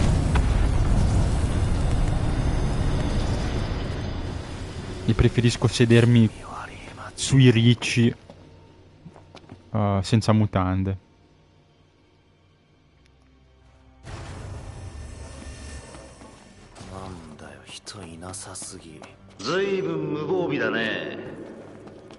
Preferirei bere l'olio del McDonald's a fine giornata dove hanno fritto le patatine. È più sano di quella roba lì.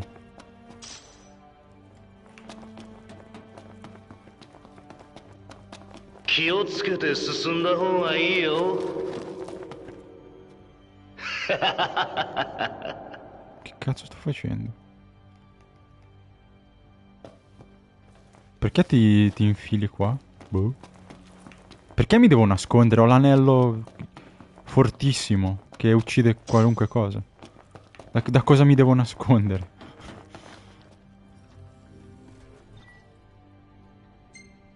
Uccidili, no? Che cazzo me ne frega?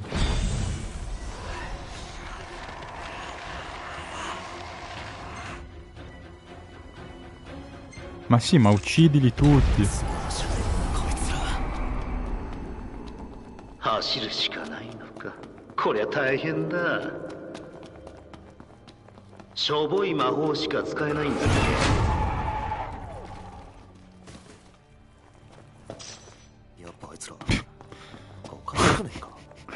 Jump scare in Final Fantasy. Che è bellissimo.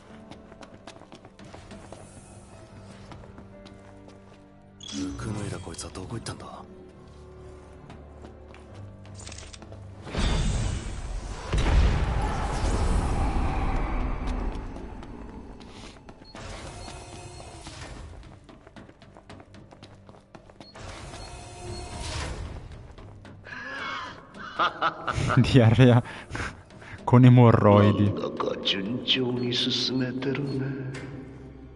Sarebbe comunque meglio di certe cose. Più piacevole di tanti videogiochi, di tante cose.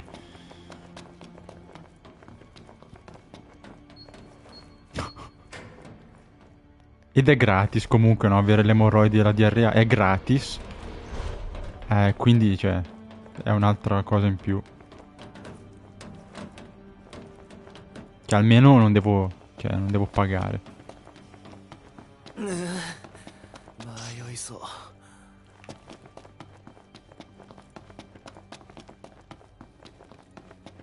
La pomata, no?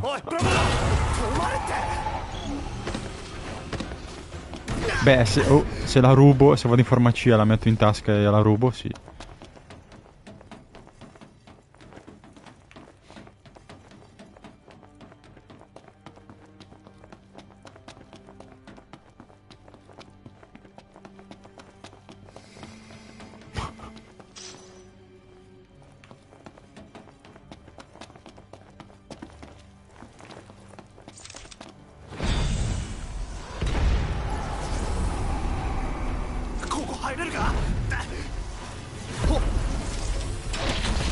Non vedo un cazzo. Sì, sta parte qua penso che sia praticamente uguale a com'era. E fa ancora cagare. Non... Penso abbiano cambiato molto,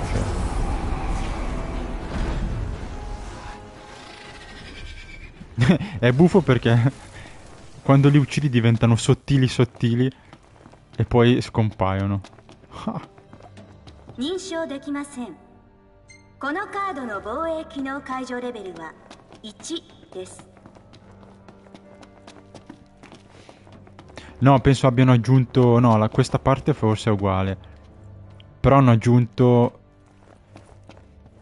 Hanno aggiunto che puoi scegliere di giocare con Gladio e Ignis.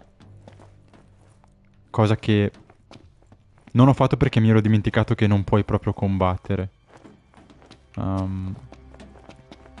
E poi volevo vedere se appunto ero curioso di vedere se questa era uguale, quella parte di Noctis. Però no, hanno aggiunto una... Hanno aggiunto, come dire, un livello alternativo e giochi con gli altri due, che probabilmente è molto meglio, perché sono due personaggi e loro combattono.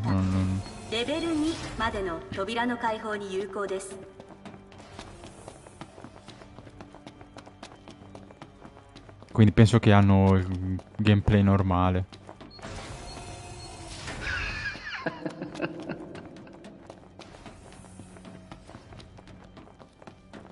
Sicuramente meglio di sta roba.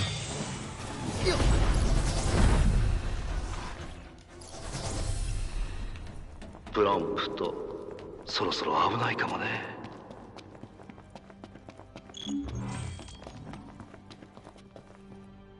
Che poi appunto non mi ricordavo, ma mi è venuto in mente che qui in teoria tu devi andare a salvare Prompto, perché è rinchiuso, no? Quindi io pensavo che scappasse da solo. Invece no, devi proprio andare tu a recuperarlo. Perché poi non mi ricordavo quando è che tornasse, come tornasse. Poi sparisce, poi boh. E adesso mi è venuto in mente che sì, sta parte qua lo devi tirare fuori dalla galera. Lo stesso no, perché Noctis, dato che Hardin gli ciuccia i poteri, perché dopo sono sul treno e Hardin gli fa la magia e Noctis non può usare le armi, si è costretto a usare l'anello qua. Però non può essere lo stesso perché gli altri due possono combattere normalmente. Penso, quindi non hanno la gimmick. Cioè loro due non hanno la gimmick dell'anello, quindi come fanno a sconfiggere i nemici? Devono combattere normalmente, no? Quindi penso che sì, il livello è lo stesso, nel senso che devi arrivare fino a qua, trovare Prompto e uccidere i soldatini, però puoi usare le armi normali, non devi... Cioè non è un livello diverso, è lo stesso dungeon. Sì, ecco, è lo stesso... Vaffanculo. Lo stesso livello, lo stesso dungeon, così... Stessa location, ma...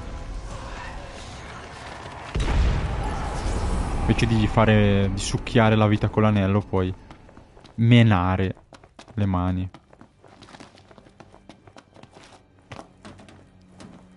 E poi appunto penso puoi scegliere chi usare tra i due, quindi puoi fare un po' uno un po' l'altro che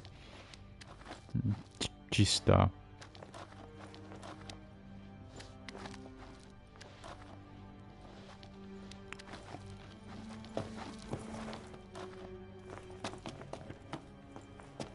Eccolo. È lui?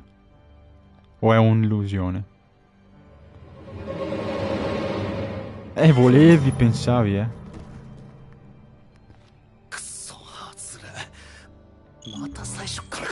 Che burle. Che burle. Che mi fa. Che scherzi. 解除レベルを3に更新しました。レベル3までの扉の開放 Mi hai proprio messo nel sacco. いい仕掛けだったでしょう。友達が死んだかと思ったよね。急がないと次は本物かもよ。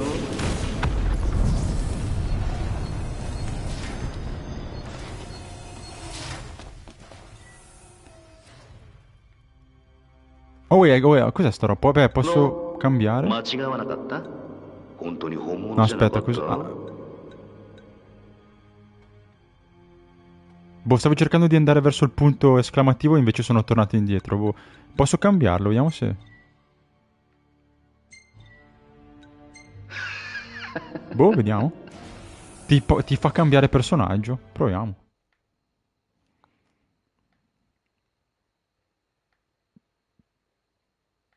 Cioè, nel senso, spero di non dover fare entrambi per proseguire la storia. Però, boh.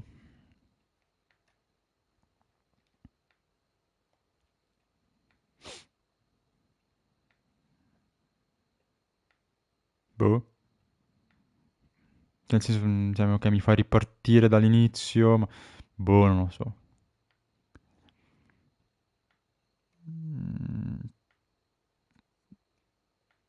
No, spero sia per alternare, ma il livello, cioè, lo puoi finire con chiunque. Ora. 進めそうか。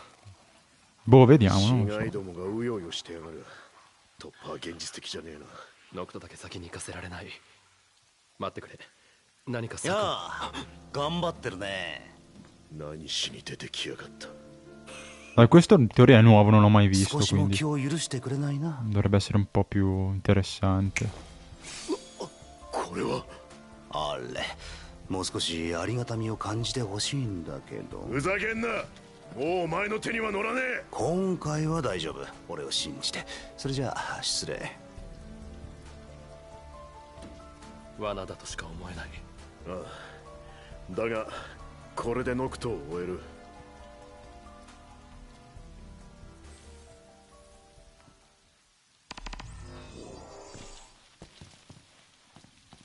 Ah, ok, beh, sì, giustamente ノクトは先に行ったか。 puoi usare solo Gladio perché Ignis è cieco, non può fare molto. Pensavo che magari potessi usarlo e combattere lo stesso, magari più lentamente, invece... no.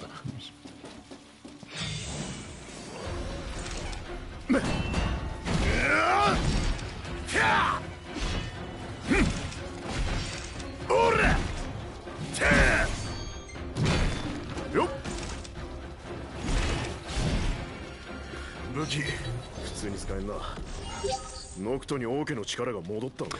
E invece no, usi solo Gladio e tra l'altro non puoi usare il tuo equipaggiamento. Porca troia. No. Vabbè, ok, è un po' una cagata. Perché non ti lascia usare le tue armi, no.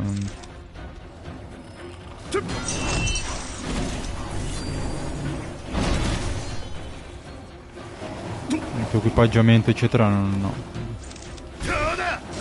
Anche infatti il costume è quello normale di base, non è quello. Vabbè.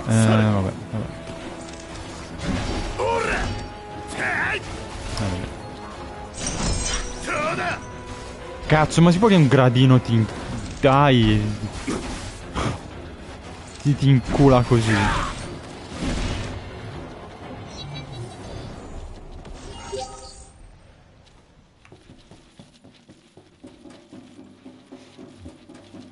Sì, te lo dimmi, c'era il messaggio.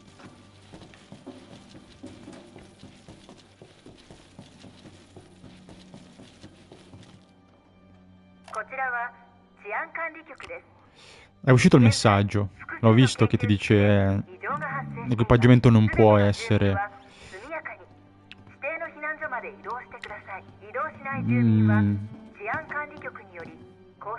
lo stesso che hai nel resto. Boh, che cazzo, va bene, non mi interessa. Volevo ascoltare e basta, via. Così nel resto del gioco.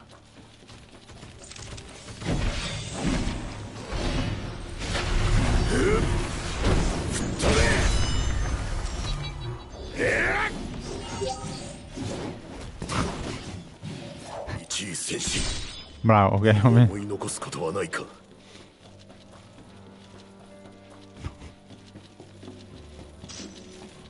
Gladio, fermati, non c'è più nessuno, Gladio.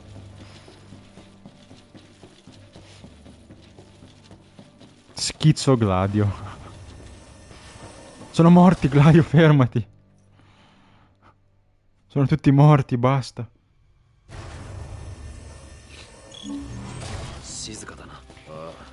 Sì, diciamo che... vediamo, look for Noctis, vediamo.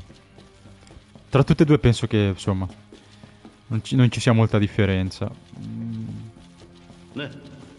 Sono entrambi noiosi, sti livelli. Ma porco.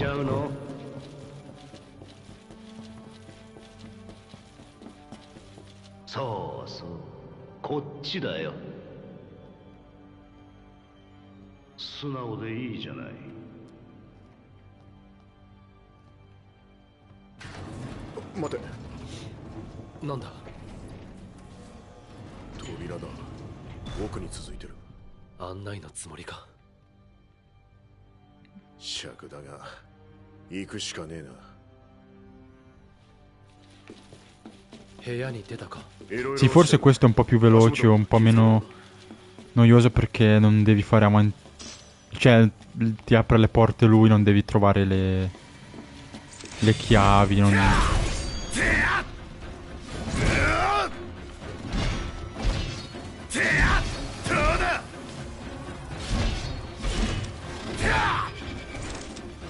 Di aprire di qua e di là, insomma. In teoria è più lineare, no? Però...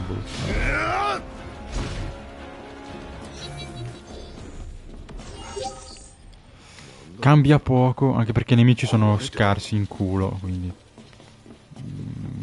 E non credo ti mettano un boss, quindi... Sì, e poi esatto, è easy mode, vabbè, Noctis può one-shottare i nemici, quindi non... vabbè. La difficoltà non penso venga dal combattimento, cioè... Noctis c'ha l'anello della morte di Dio, quindi... Però sì,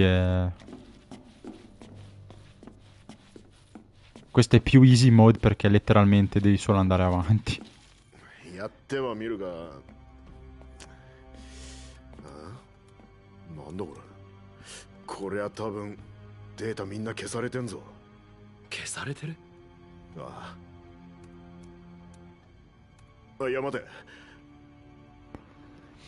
Cioè il gioco in generale いかにも見てくれって感じだが è easy mode.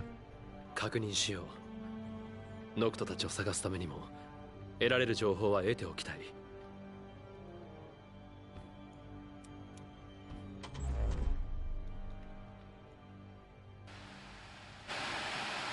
水神の力が王に我が指輪を。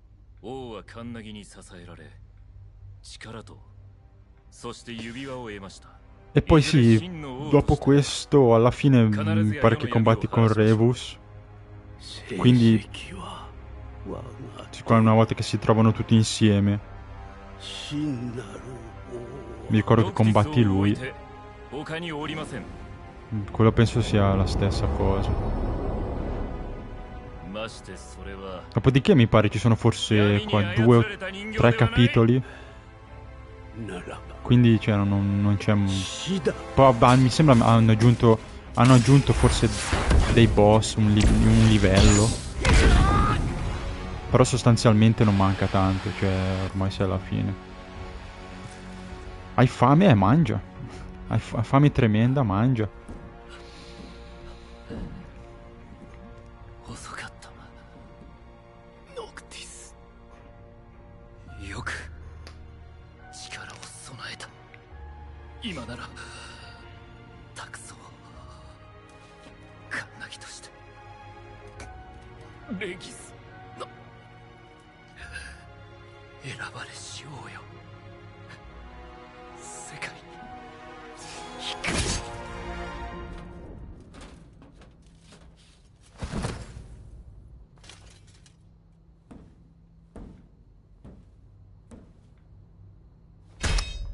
つまんないな。途中までそれなりに面白かったけどさ。不甲斐ないように変わり自ら闇を打とうと考えた哀れなカンナギ。 Ok, va bene.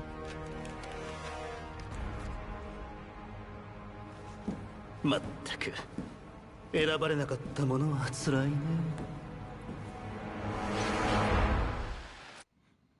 Epico. 今の声は。ああ。 Vabbè. 今度はノクトに化けてやがった。レイブスはノクトに陛下の剣を託す。Povero Rebus. そう見えた。王として認めたってことなのか。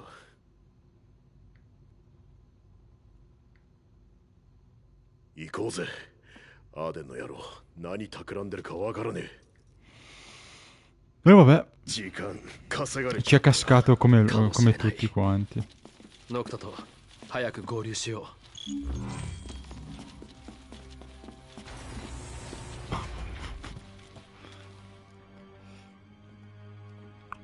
う。Boh, un po' strano, però vabbè. Mi ha tagliato il braccio e niente. È stato prankato. It's just a prank, bro. It's just a prank. クリスタルを運べるような証拠を搬入口から。 Gli ha fatto una burla.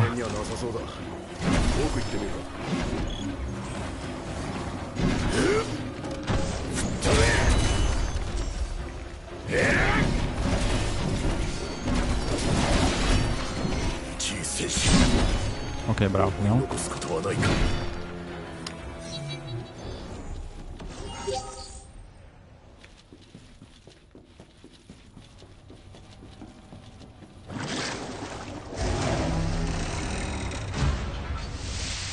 Ma tipo se io faccio me ne vado, ma...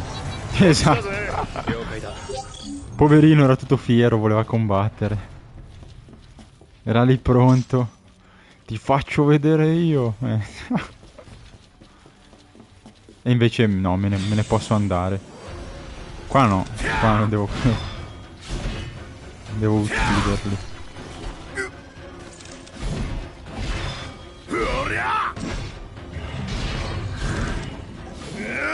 Poverino, guardalo.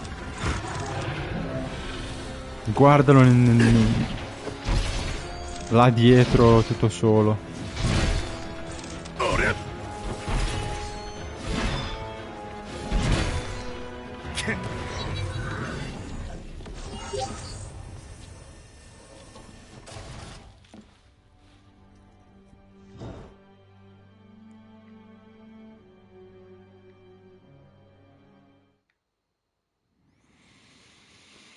Boh.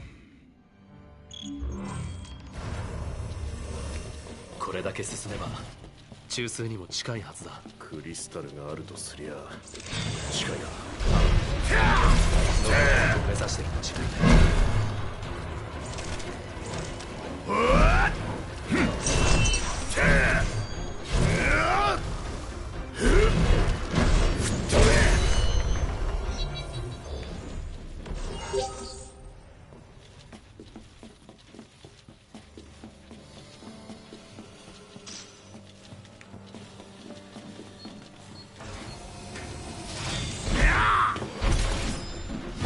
Perlomeno potevano mettere qualche nemico nuovo. Cioè, potevano mettere qualche robot nuovo, qualche prototipo, oppure qualche mostro nuovo che, sai, facevano gli esperimenti, no? Qualche...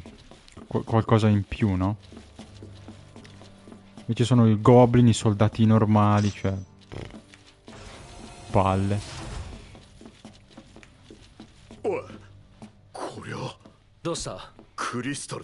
Potrebbero mettere, non so, un Tom Berry obeso. Un Tom Berry non so. Che al posto del coltello ha una mazza da baseball, non lo so, qualcosa così, no?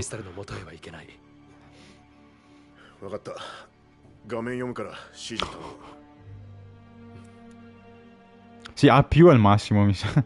S non esiste. Non l'ho mai visto, quindi... A più è il massimo che puoi prendere. Sì, poi sì, facendo conto che questo è un capitolo fatto riciclando tutto in fretta e furia, molto banale, sì. Però sai, visto che c'è stato gli aggiornamenti, dai, dopo anni, magari, cazzo, mettimi un nemico nuovo, no?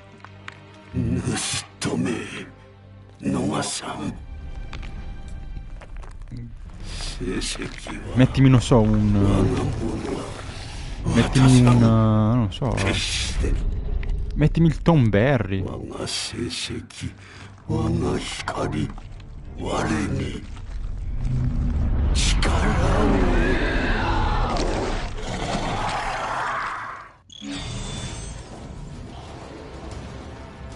Defeat the Foreskin, ok.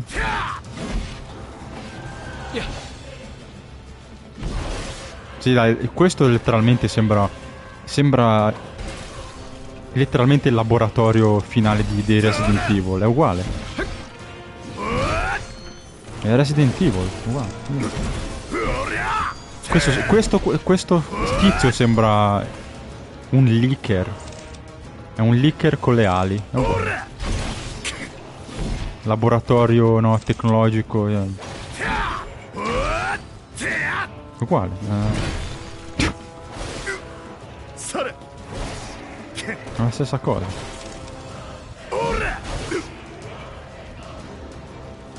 Ah, giusto, c'ho questo.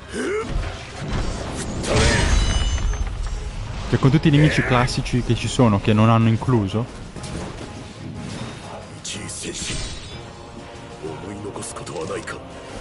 Potevano mettere qualche mostro, qualche boss.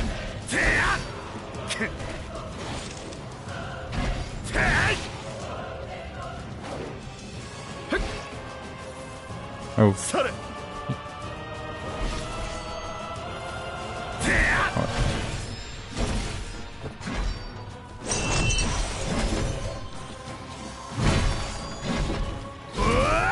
Tipo sì, il drago rosso.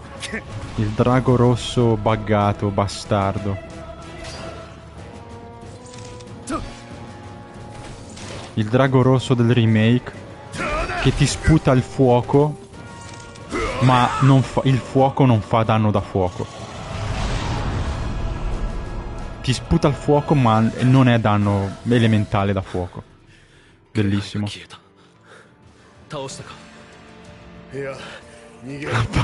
era molto buffo, la faccia photoshoppata. Sì, il re dei Mughal supremo, sì. No, per davvero, potevano mettere King Mughal, che fortissimo. Sarebbe stato figo, no? Il re dei Mughal. Che nel 14 c'è una boss fight super buffa che ti...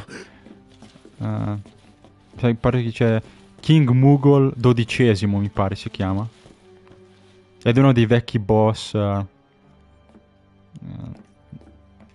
dei vecchi raid, mi pare.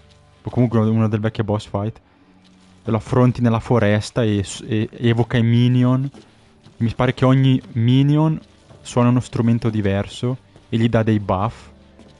E poi è fortissimo perché ti fa l'ultimate in cui praticamente ti obbliga a danzare e non puoi muoverti. Quel boss è epico.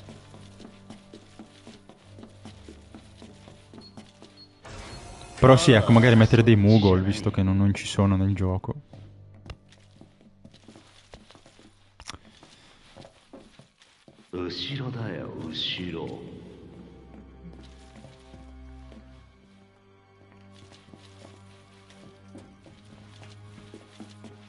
O anche banalmente, non so, mettimi un behemoth super incazzato, no? Visto che nel gioco ce ne sono forse 2 o 3 e basta, no? Magari. Mettimene uno con le ali che ti sputa fuoco, che va bene, dai. Gli cambi il colore, tipo il demone della forgia. Lo fai blu con le ali, figo, ok, va bene, dai. Mi va bene, è comunque un boss.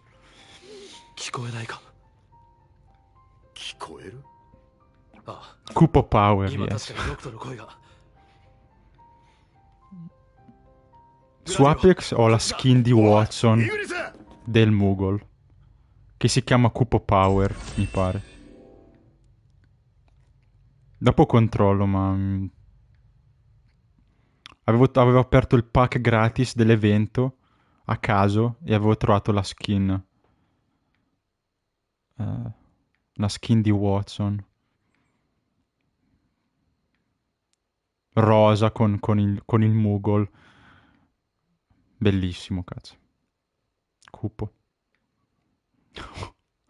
Watson, abbiamo un cupo. Poi non è un personaggio che uso molto. È un personaggio forte. È abbastanza divertente. Personaggio da camper. Però vabbè, con la skin, ecco, mi ha dato un motivo per usarla.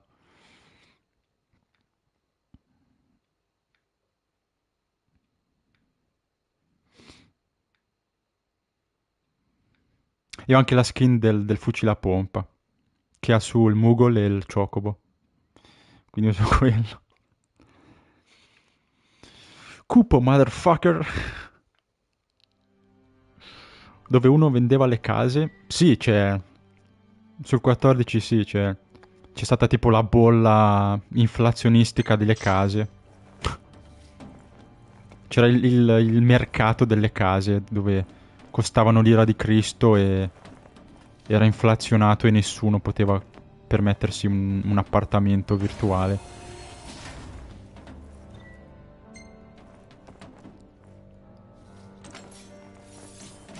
Ok, però ecco, ho ottenuto la spada. Quindi... Perché ho la... Aspetta, come faccio a avere la spada io?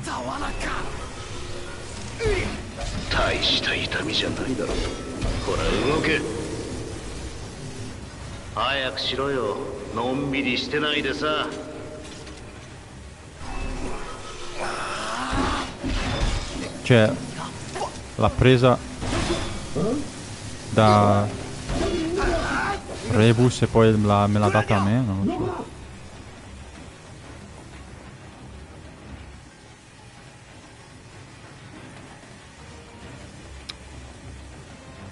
Quindi?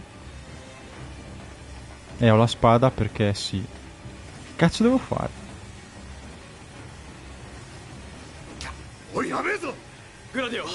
Non dirmi che devo aspettare che questo tizio si risveglia e perché devo uccidere... No, vaffanculo, dai. Perché devo ucciderlo finché non lo uccido. Non posso uscire da qua. Ok, ottimo. 無事だったか。お前らどうやって来た？まずは礼だろ。どうも。お前とはぐれた後助けられて無条件でここに。完全に遊ばれてるぜあいつによ。それより Questo cos'è? プロンプトを探そう。 Ok. よかったね。 Perché 従者たちが戻ってきたんだ。 macchinario. 仲間がいるっていいね。 Macchinario 幸せそうだ di よ。 guerra. Posso salvare? Sì, penso di sì. 早くもう一人を助け。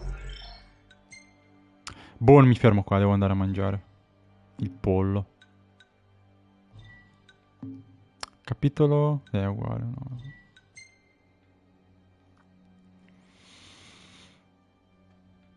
Bon. Bon. La prossima volta salviamo Prompto e poi giocherò il DLC. Penso che sia questo il momento in cui... cioè, opportuno comunque.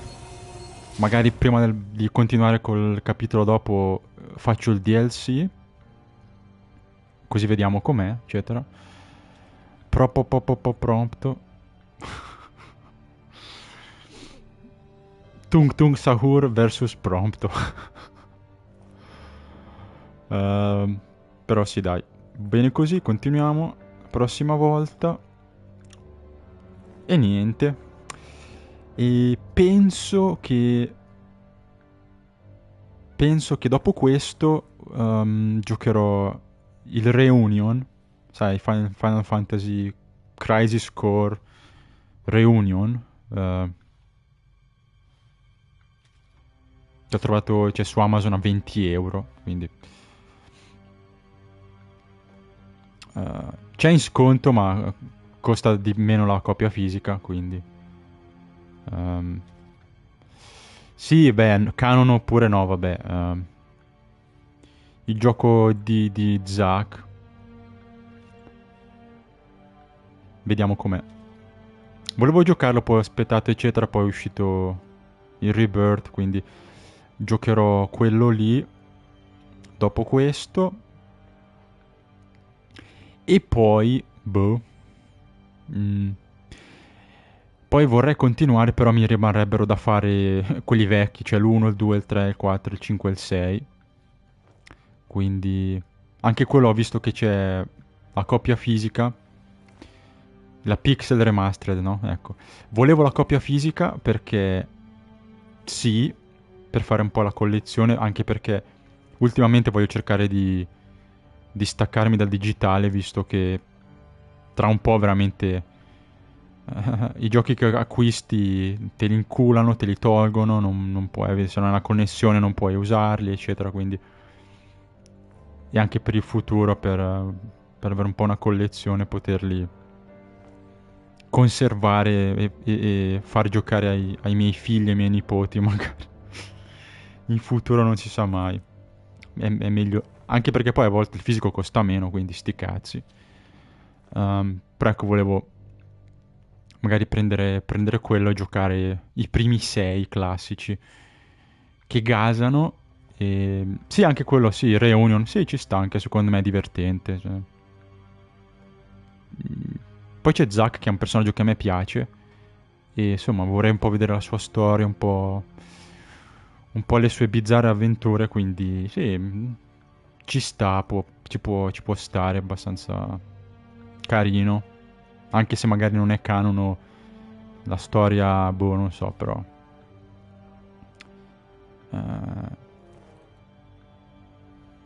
ci può stare.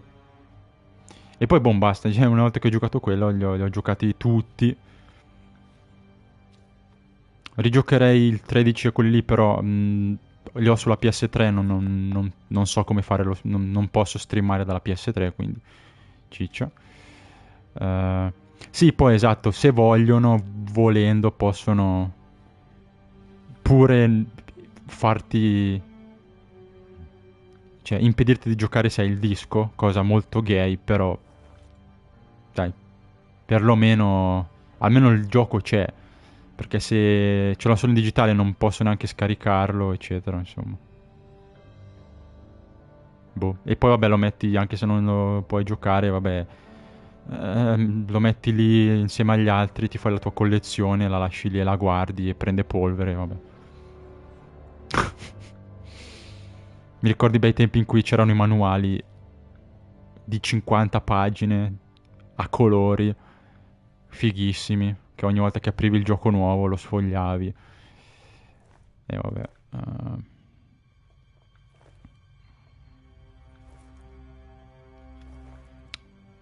Sì, ovvio che sì, Nintendo, sì, se non hai l'online, nel senso, non lo puoi scaricare. Se hai il disco, perlomeno puoi giocare la versione, magari senza aggiornamenti, ma in linea di massima col disco lo giochi. Poi se sono bastardi e ti dicono no, anche se hai il disco, ti devi connettere a internet o balle varie, vabbè, allora sti cazzi, nel senso... mi inculo e tiro fuori il Game Boy e tiro fuori la mia cartuccia di Pokémon Smeraldo, ci soffio dentro e gioco a quello. Sì, ecco, poi anche una roba bastarda che odio quando forzano gli aggiornamenti, che dovrebbero essere cose illegali, tipo c'è la roba adesso di Sony che vogliono fare che tu per avere la licenza del gioco devi connetterti almeno ogni 30 giorni, altrimenti non puoi giocare. Quella è una cosa che non ha senso perché non ci smenano tutti, perché non è che loro fanno più soldi, anzi. E una cosa del genere dovrebbe essere illegale, perché io compro un prodotto, pago per avere la licenza di utilizzarlo, chiaramente per uso privato, e tu poi hai il potere nel futuro di togliermelo, come quando, sai, compri un gioco, poi fanno l'aggiornamento e ti tolgono qualcosa o ti modificano pesantemente qualcosa. E mi gira il cazzo perché dico, sì, però io ho pagato per un gioco in un certo modo, per il tuo software lo volevo ed era in un certo modo e mi piaceva così, e poi dopo mesi o anni tu puoi cambiarmi completamente il gioco volendo, se scarico gli aggiornamenti. Come hanno fatto alcune volte, sai, su cos'era, con Destiny, no? Che avevano aggiornato il gioco e praticamente tutto il loot vecchio era completamente inutile. Mi pare fosse sul Destiny 2, una cosa del genere. Oppure sulle loot box di certi giochi o... insomma, ti girano nel senso. Quindi... Nel dubbio, in linea di massima, per i giochi che mi interessano, ho il disco, lo metto dentro e vaffanculo. Se posso giocare bene, se no... maggior parte dei giochi, vabbè, chi se ne, però sai, le serie che ti piacciono, i giochi dei quali sei appassionato, a me piace averli, fare la collezione, cioè averli in disco, insomma, averli lì e... Vabbè, una volta appunto avevi i manuali, a volte ti davano gli adesivi, quelle cagatine lì, la mappa, no? Era bello quando tipo Skyrim o alcuni giochi dentro la confezione c'era la mappa, figo, no? Che tipo di Skyrim ne avevo 2, perché avevo comprato 2 volte il gioco, ma vabbè. Insomma. La roba degli online è una cagata, dovrebbe semplicemente essere una volta all'anno. Ma onestamente non ne vedo il bisogno, perché... Cioè... Che senso ha? Cosa ci guadagni? Niente. Io ho niente, quindi...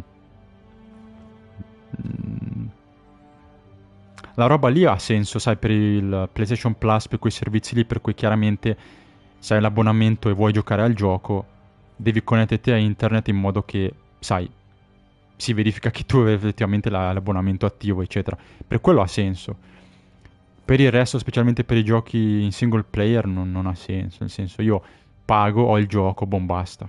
Cioè, una volta che io l'ho comprato e ho la licenza, dovrei essere in grado di poter giocarci quando voglio, come voglio. Basta. Poi sì, si dice ok, giochi offline oppure c'è l'aggiornamento, vabbè, però comunque il gioco di base io dovrei avercelo disponibile.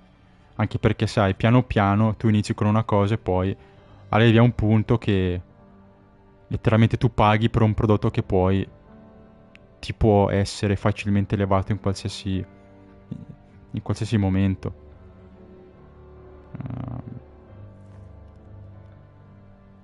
Per esempio alcuni giochi, tipo Yakuza, no?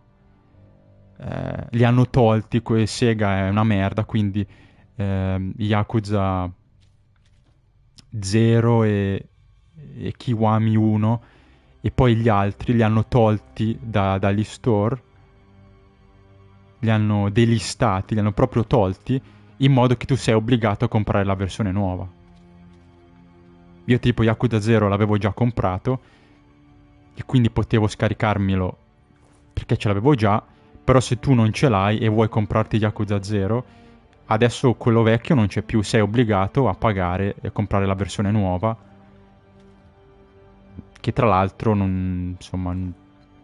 cambia alcune cose e comunque cioè, dammi la scelta, cioè dammi di tutte e due, poi scelgo io quello che voglio.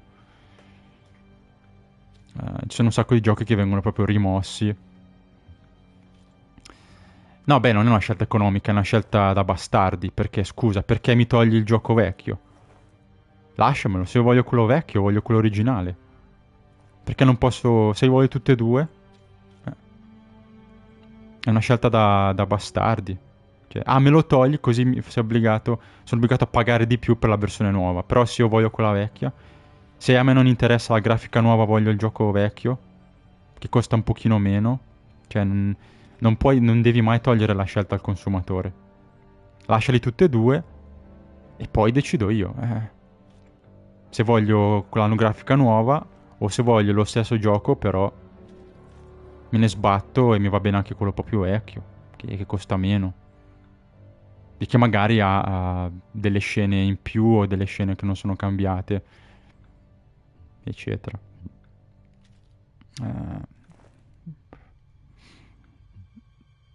No, non è vero cosa, non fai confusione, cioè non è che sei ritardato. Come fai a far confusione? Non è che mi fai confusione, allora cosa dire? È come per dire, ok, allora i giochi PS3 e tutti gli altri te li tolgo, perché tanto non interessano a nessuno, non è vero. Cioè... No, è solamente una scelta perché vogliono... Sì, per fare soldi, ma basta. È una scelta di... È puramente una scelta avara per fare soldi, basta. Non ha proprio senso, non c'è giustificazione. È una scelta per fare soldi e basta. Tu me li lasci tutte e due e poi sceglierò io quale voglio, scusa. Perché non posso scegliere? Cazzo, se voglio quello vecchio, lasciami quello vecchio. Se li voglio entrambi per fare il paragone, se dico, sì, li compro tutte e due e vedo come faccio. Poi dirà, sì, questo è meglio. È come dirti, ok, ti tolgo Persona Golden perché tanto esce il remake, quindi chi se ne frega. No, per dire, quando uscirà il remake, basta, il Golden lo tolgo, non lo puoi più avere, e sei obbligato ad avere solo la versione nuova. Ah, e se voglio anche quella vecchia? Lasciamelo, poi scelgo io, no? Devi sempre lasciare la scelta a chi vuole il tuo prodotto.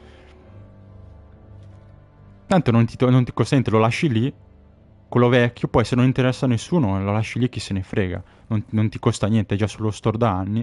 Non è che hai dei costi di... Se poi non interessa a nessuno, chi se ne frega, intanto per quei pochi che ci sono è già lì. Se invece tu rimpiazzi tutto è un problema. è per quello che molti giochi classici vecchi o non ci sono più proprio, e quindi devi insomma cercare di ottenere in un certo modo, oppure sono tipo loccati sulle console vecchie, e sono difficili da accedere. Poi specialmente per giochi che non hanno remastered o che non hanno dei port nuovi, è quello il problema. Dici, ah sì, voglio giocare questo gioco che era sulla PS2 o la PS3. Magari c'era, poi me l'hanno tolto, come faccio adesso? Devo trovare la copia che costa l'ira di Dio usata, e devo anche avere la console, no? C'è un sacco di giochi PS3 che... o PS2 anche, che non ci sono. Cioè, se li vuoi devi trovare la copia originale, ma è un casino. Oppure sì, devi scaricarli sul computer, ma...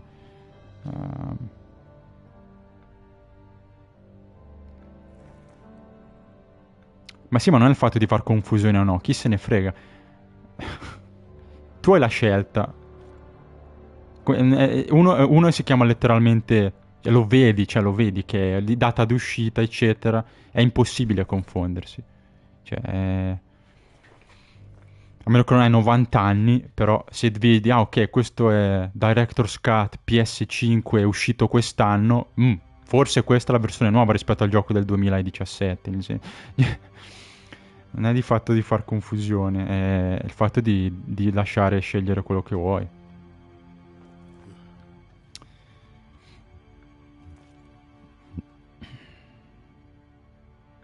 E beh, se tu compri il 5 e pensi che sei il Royal, mi sembra strano, ma avevi la scelta di due giochi, e se sei ritardato, vabbè, però in senso... Se vuoi un gioco, informati bene, non comprare a cazzo di cane. Ce li hai tutte e due, guarda, no? Anche perché se magari sei capace di leggere, di avere un minimo di cervello, non ti sbagli. Però se invece tu non mi metti l'originale, mi metti solo il Royal, io dico, cazzo, io volevo l'originale, per fare un paragone, per giocare tutte e due, no? Per vedere che cosa cambia, no? Perché sono appassionato e li voglio giocare tutti. O semplicemente dico, ah, ok, gioco prima la versione vecchia, perché costa meno e vediamo se mi piace, però non posso perché mi metti solo la versione da 60 euro, che è uguale ma ha la grafica nuova e basta, ma a me magari me ne sbattono. Poi sì, c'è gente rincoglionita, però quello non è una soluzione togliere la scelta.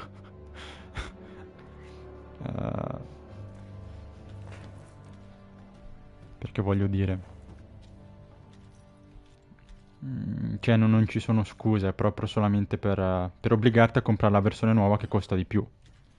Perché se tu mi lasci quella vecchia... senso. Poi vabbè sì, sul fatto della pirateria, quella...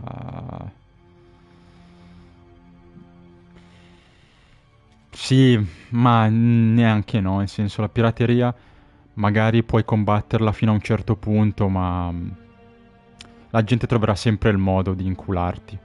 E più, anzi paradossalmente, più tu metti restrizioni, e più la gente poi dice, ah sì, allora io ti pirato. È quello il fatto, è una cosa proprio psicologica.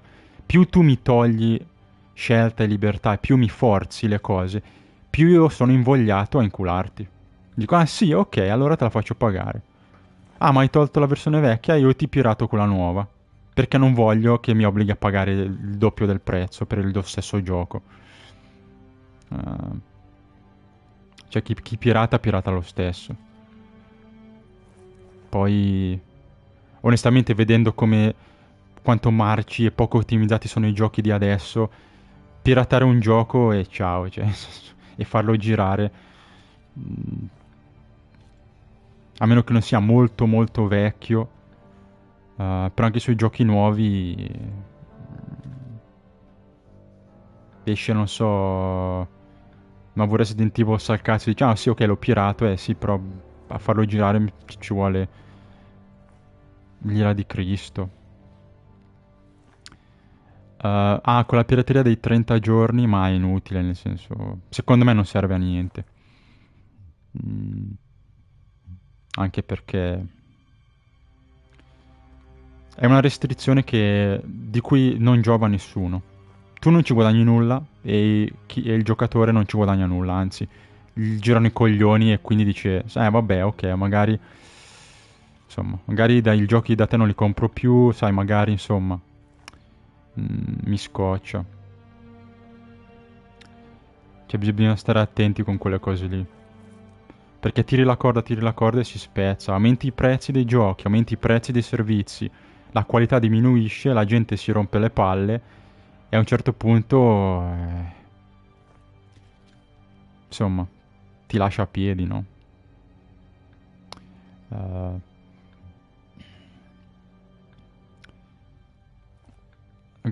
beh sì, graficamente sia peggio, sì, però Reunion sia un po' un gioco, sì. Questo ad esempio, nonostante abbia 10 anni, ha ancora una bella grafica. Questo qua è ancora molto bello da vedere. È meglio di quanto ricordassi. Poi appunto sì, vabbè, la grafica... Se il gioco è divertente, chi se ne frega. È proprio per quello che dico che è meglio che mi dai l'opzione del gioco vecchio, perché non mi interessa la grafica nuova e lo pago meno, oppure dico no, io voglio il gioco nuovo perché è più bello, perché mi interessa la grafica e compro anche quello nuovo. Però appunto, cioè scelgo poi io, no?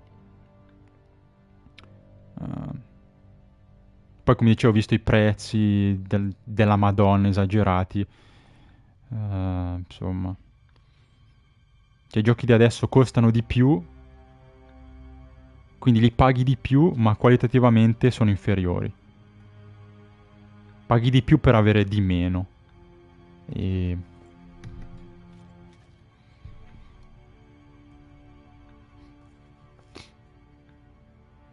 Vabbè, su PC lasciamo stare che è ancora peggio. Su Steam ha questa funzione da anni. Nessuno ha detto nulla. Beh, perché da un lato perché Steam comunque ormai ha solo giochi in digitale. E comunque Steam rispetto ad altre piattaforme, insomma, è molto più, come dire, consumer friendly, no? È molto più, sai, come servizi, come assistenza, come offerte, cioè compensa comunque dandoti un servizio nettamente superiore. Anche come rimborsi, come politiche, è una piattaforma molto meglio di Sony, molto meglio di Microsoft, molto meglio di Nintendo, quindi...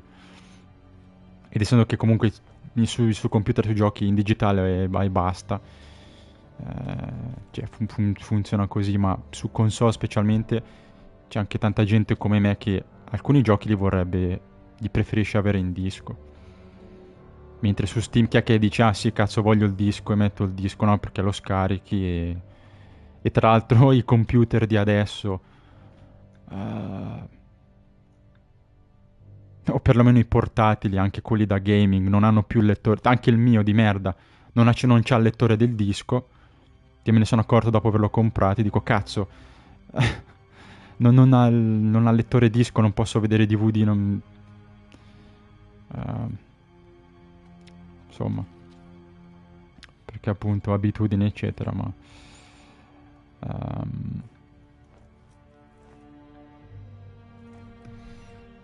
In realtà no, in realtà nel 2026 ci sono un sacco di persone, un sacco in Italia specialmente. Nel 2026 no, ci sono ancora un sacco di persone con una connessione lenta o che non ce l'hanno. Perché devi considerare che i videogiochi sono molto mainstream e li gioca anche, sì, gente in Botswana che insomma ha la connessione di non so 1 megabyte all'ora, quindi però appunto e non è giusto che tu tagli fuori la gente perché vive in paesi che non hanno la connessione super figa, no? Cioè, perché mi tagli fuori e non mi fai giocare a un gioco che ho pagato perché, ah sì, non ha la connessione figa da fibra ottica, capito? Non è neanche giusto e poi rischi di vendere meno copie. Sì, è vero che c'è tanta gente, ha una connessione decente, sufficiente, però è anche vero che comunque c'è chi, come quando, sai, tanta gente si lamentava dell'account PSN, c'era un sacco, per esempio, no, quando sono usciti Helldivers, eccetera, c'erano un sacco di persone di certi paesi, tipo dell'est, no, Medio Oriente, o anche in Sudafrica, però c'era gente, no, di quei paesi lì, un po' sottosviluppati, che dice, però cazzo, io vorrei giocare questo gioco, però su Steam, però mi obbliga a fare un account PSN, ma Sony non ha server nel mio paese. Quindi sono obbligato a fare una cosa che non posso perché non c'è il PSN nel mio paese. E quindi non posso, capito, è una cazzata, non posso giocare a questo gioco. Quindi non devi mai, cioè, cercare di non escludere nessuno, per quanto sia possibile. Perché ovviamente sì, ci sta che se non hai una connessione decente, certo, giocare online non puoi fare gli aggiornamenti, va bene, però almeno il gioco base ne puoi usufruire, no?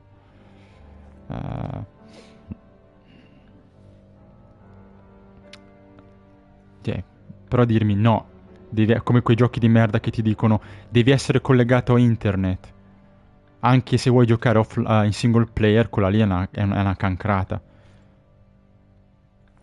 Cioè, devo essere costantemente connesso anche se gioco la campagna, non ha senso.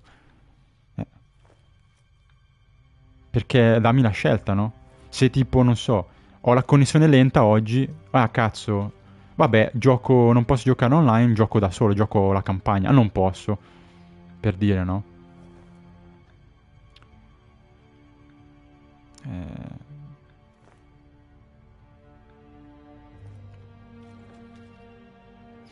Oppure dico, sai, sto facendo magari voglio giocare la campagna nel mentre voglio guardare un film, insomma, qualcun altro sta usando internet in casa mia. Capita a molte persone che, sai, ti ciucciano la connessione e dici, vabbè, allora, sai, mi disconnetto, no?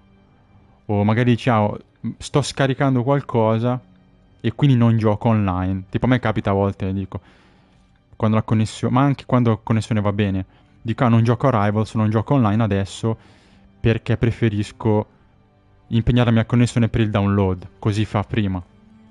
Però capisci che se mi obblighi a stare connesso online, insomma, cioè non ha senso, no? Secondo me. Sì, è qua esatto, è gay. Per adesso lo fanno, però appunto, un passo alla volta rischi che se tu non dici no, se tu non ti opponi, rischi che poi piano piano arrivi al punto in cui tu non hai voce in capitolo e lo prendi in culo e devi subire e basta e non hai alternative, no? Esatto, tipo quello che gioca con la SIM del cellulare, sì esatto, gioca con i dati mobili del cellulare perché sì, perché vive, sì, nelle montagne, magari vivi, ma sei in vacanza magari o vivi in campagna, anch'io vivo un po' in montagna, vivo un po' in culo ai lupi. Per cui, sai, non ho una connessione decente, però hai visto che a volte che su Rivals faccio un po' fatica, mi lagga un pochino, no? Quindi e tipo io la fibra non ce l'ho, però vabbè. C'è anche da dire che potrebbe esserci un discorso di ottimizzazione, eccetera, sulle linee di internet e bla bla bla, però vabbè. Sì, ho un portatile, ho preso il portatilino quando lo usavo per la scuola e mi va bene così, nel senso, mi accontento. Poi se avessi 3.000 euro da spendere su un PC della Madonna, ok, però magari non lo userei così tanto. Nel senso, sarebbe bello, però... Vabbè.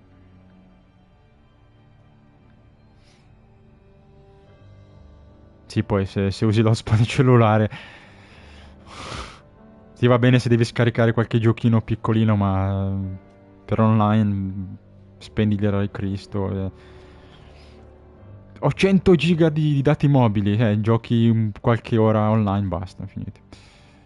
Però vabbè. Lo so, la fibra non ce l'ho. Sono sfigato e io non vivo in montagna, non ho la fibra ottica. Fabri Fibra non ce l'ho, ho una connessione alternativa che appunto funziona bene abbastanza, però non è perfetta.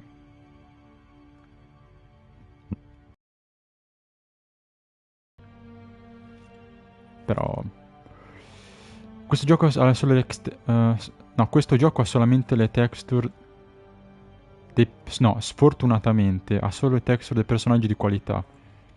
Sì. Sì, diciamo, beh,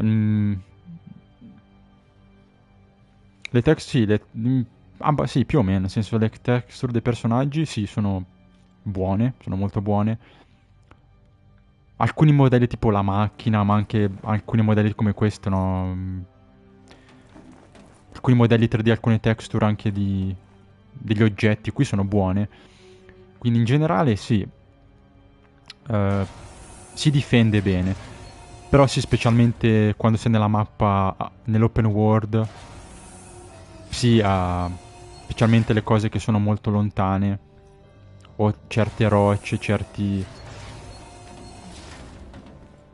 Cioè, tipo in livelli come questo, più stretti... Ma che cazzo continua? Apri la porta. Quindi sì, ambienti piccoli così... più ristretti anche in cui hai un'illuminazione meno forte. Il gioco si difende bene. Anche tipo nel DLC di Ignis. La grafica è bella, insomma, ci sta. Ambienti più piccoli, magari più... Qui in generale sì, ancora una bella grafica, però sì. Ci sono dei momenti in cui vedi cose orribili.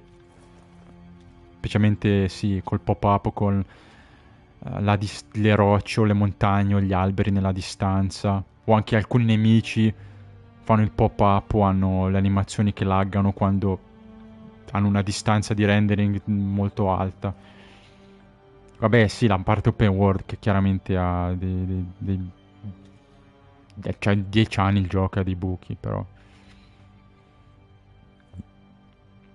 Hanno annunciato il DLC con i minigame di Resident Evil, cioè? Intendi il DLC con i minigame? Cioè il DLC dell'ultimo Resident Evil? Intendi quel gioco? O intendi... Hanno annunciato il DLC con i minigame di Resident Evil in un altro gioco, non lo so.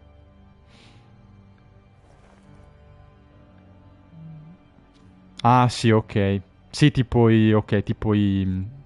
sì, i DLC del 7, dove c'avevi tipo Blackjack e i... i file. The Winter's Files. Sì, sì. Ah, ok, beh. Ci può stare. Nel 7 erano carini, davano abbastanza varietà. L'ultimo Resident Evil non mi interessa. Da quello che ho visto non mi gasa. Non mi gasa. Quindi lo lascio stare. Poi sti cazzi, cioè 80 euro se lo inculati. Cioè, anche quello cazzo... Un gioco che ha minore giocabilità degli altri. E comunque è corto, però... Ci può stare, però 80 euro no, dai, cioè... Col cazzo. Assolutamente no.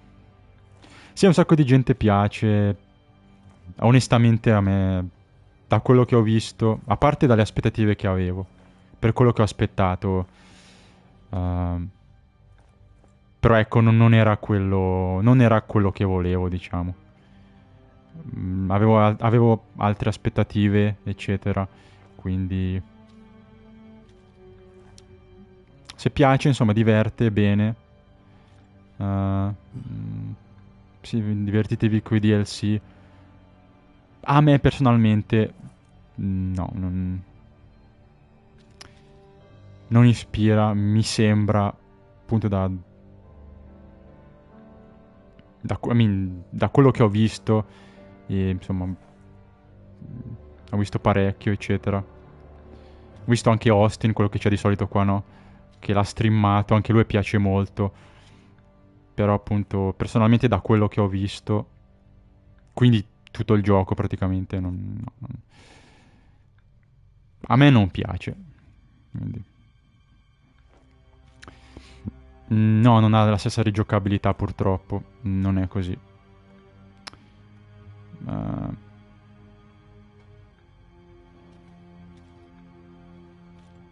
Non ha... Ce l'ha per carità perché sono tutti rigiocabili, ma la stessa degli altri no. Non c'è un vero New Game Plus. Non hai come nel 2 dei percorsi alternativi. Sai, giochi con Leon, giochi con Claire in cui il gioco cambia molto. Il sistema di potenziamento delle armi e il numero delle armi non è, e il come funziona non è lo stesso. Non c'è la modalità mercenari, ad esempio. Una delle cose principali che non ha è proprio la modalità mercenari, che insomma, tra le altre cose, quindi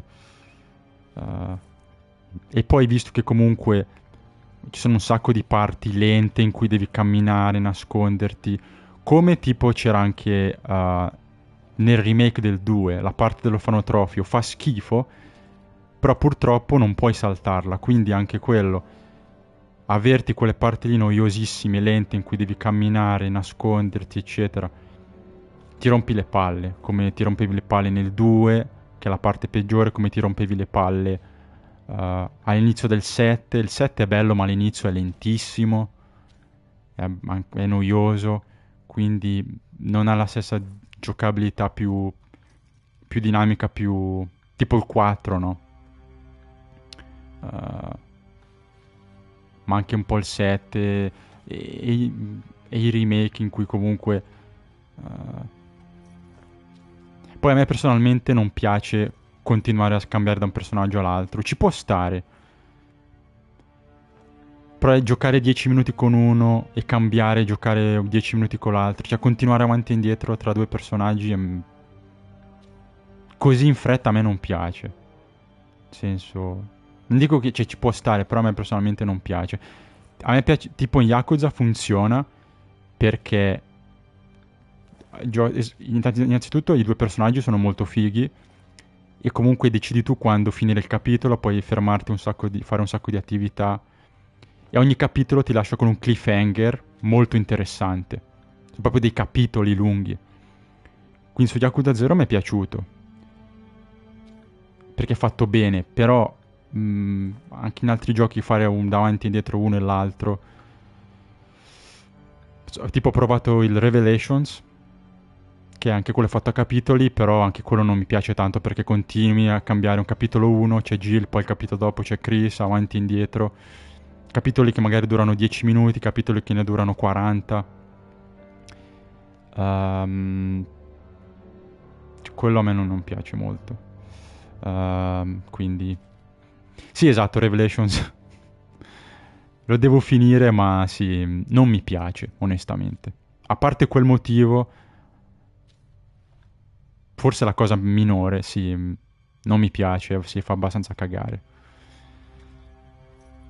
Se fosse appunto, anziché avanti e indietro tra i personaggi, fosse, sai, capitolo e capitolo con lo stesso, per tipo metà gioco e poi magari cambi, o semplicemente se fosse scegli chi vuoi giocare come gli altri vecchi. Vuoi fare tutto il gioco con Jill, vuoi fare tutto il gioco con l'altro? Sarebbe meglio, però.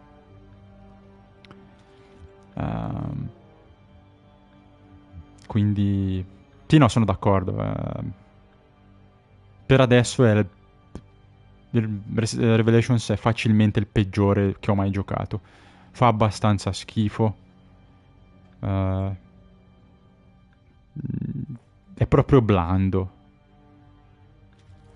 L'unica cosa che mi piace è che hai un sistema di potenziamento delle armi carino in cui puoi continuamente switchare gli upgrade tra un'arma e l'altra. Quello è carino. Anziché dire ok, spendi risorse per potenziare il danno sulla pistola per sempre, dici ok, il danno lo do alla pistola, poi puoi dire ok, no, adesso lo do al fucile a pompa, quindi quello ci sta. È una cosa che mi piace, che vorrei che altri giochi facessero. Mentre di solito Resident Evil spendi soldi, boom, l'hai potenziato e basta. E non torni indietro. Quindi magari potenzi un'arma che poi non ti piace tanto, mentre qua poi tipo ho provato le pistole e mi facevano cagare quasi tutte tranne una. Però il resto sì, è...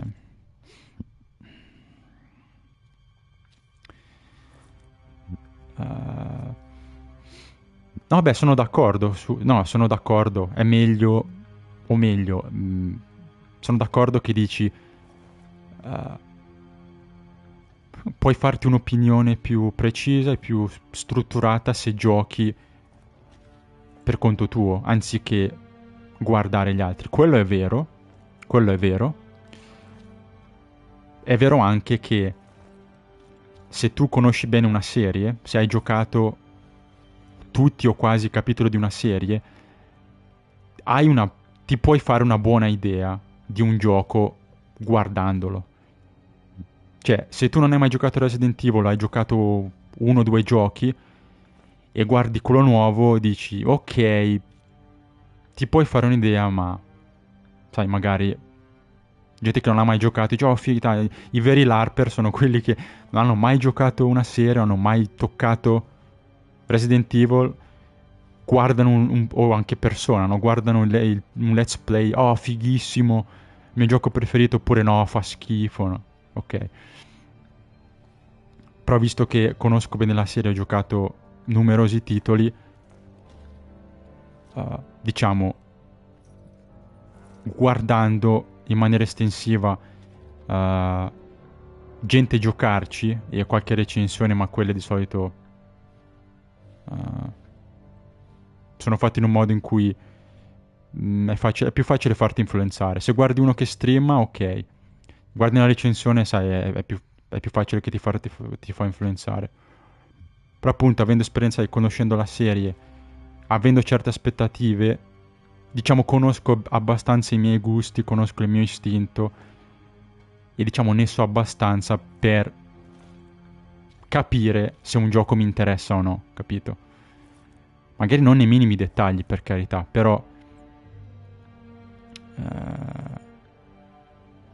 diciamo, per farmi un'idea e dire mi interessa o no,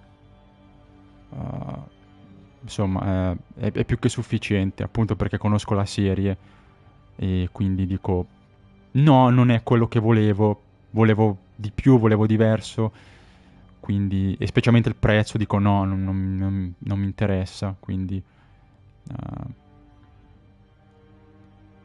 cioè ho abbastanza esperienza e conosco bene i miei gusti per potermi fidare, insomma, del mio istinto e appunto guardare qualcosa e dire ok, mi interessa oppure no. Dico ok, questo non mi interessa, basta. Non dico che faccia schifo o altro. Se a te interessa, piace e ci puoi spendere anche i soldi del DLC, per carità, ti diverti un sacco. A me, magari volevo appunto di più o cose diverse, mi aspettavo qualcos'altro, no? E quindi dico ok, non mi interessa e per ora lo lascio lì. come anche Pragmata, no? Che tutti... io ho provato la demo, ho provata, non mi è sembrata niente di che, ho detto, ok, vabbè. Non è brutto, non è bello, no? Ho provato con mano, ho capito che più o meno il gameplay è quello, dico, ok, personalmente non mi sembra niente di che, non mi interessa.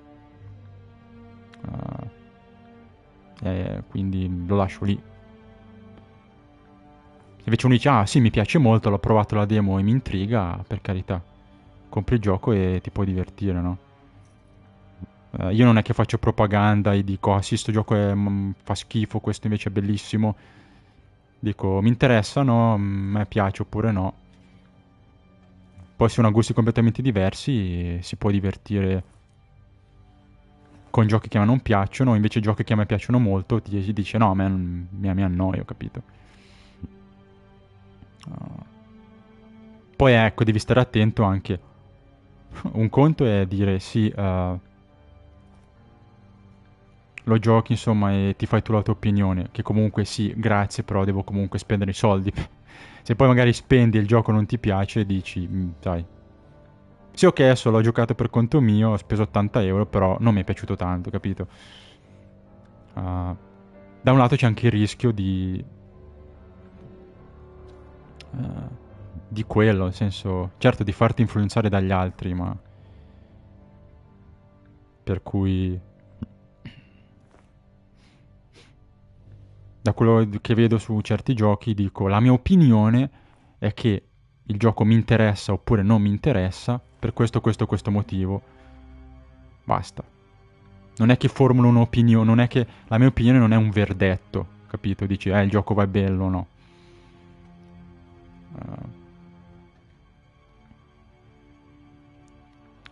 Cioè, nel senso, se tu conosci i tuoi gusti, se tu dici sì, a me piacciono i giochi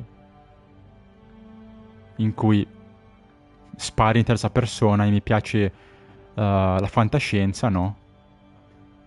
Allora, se tu conosci i tuoi gusti, sai cosa ti piace, allora dici ok, questo mi interessa.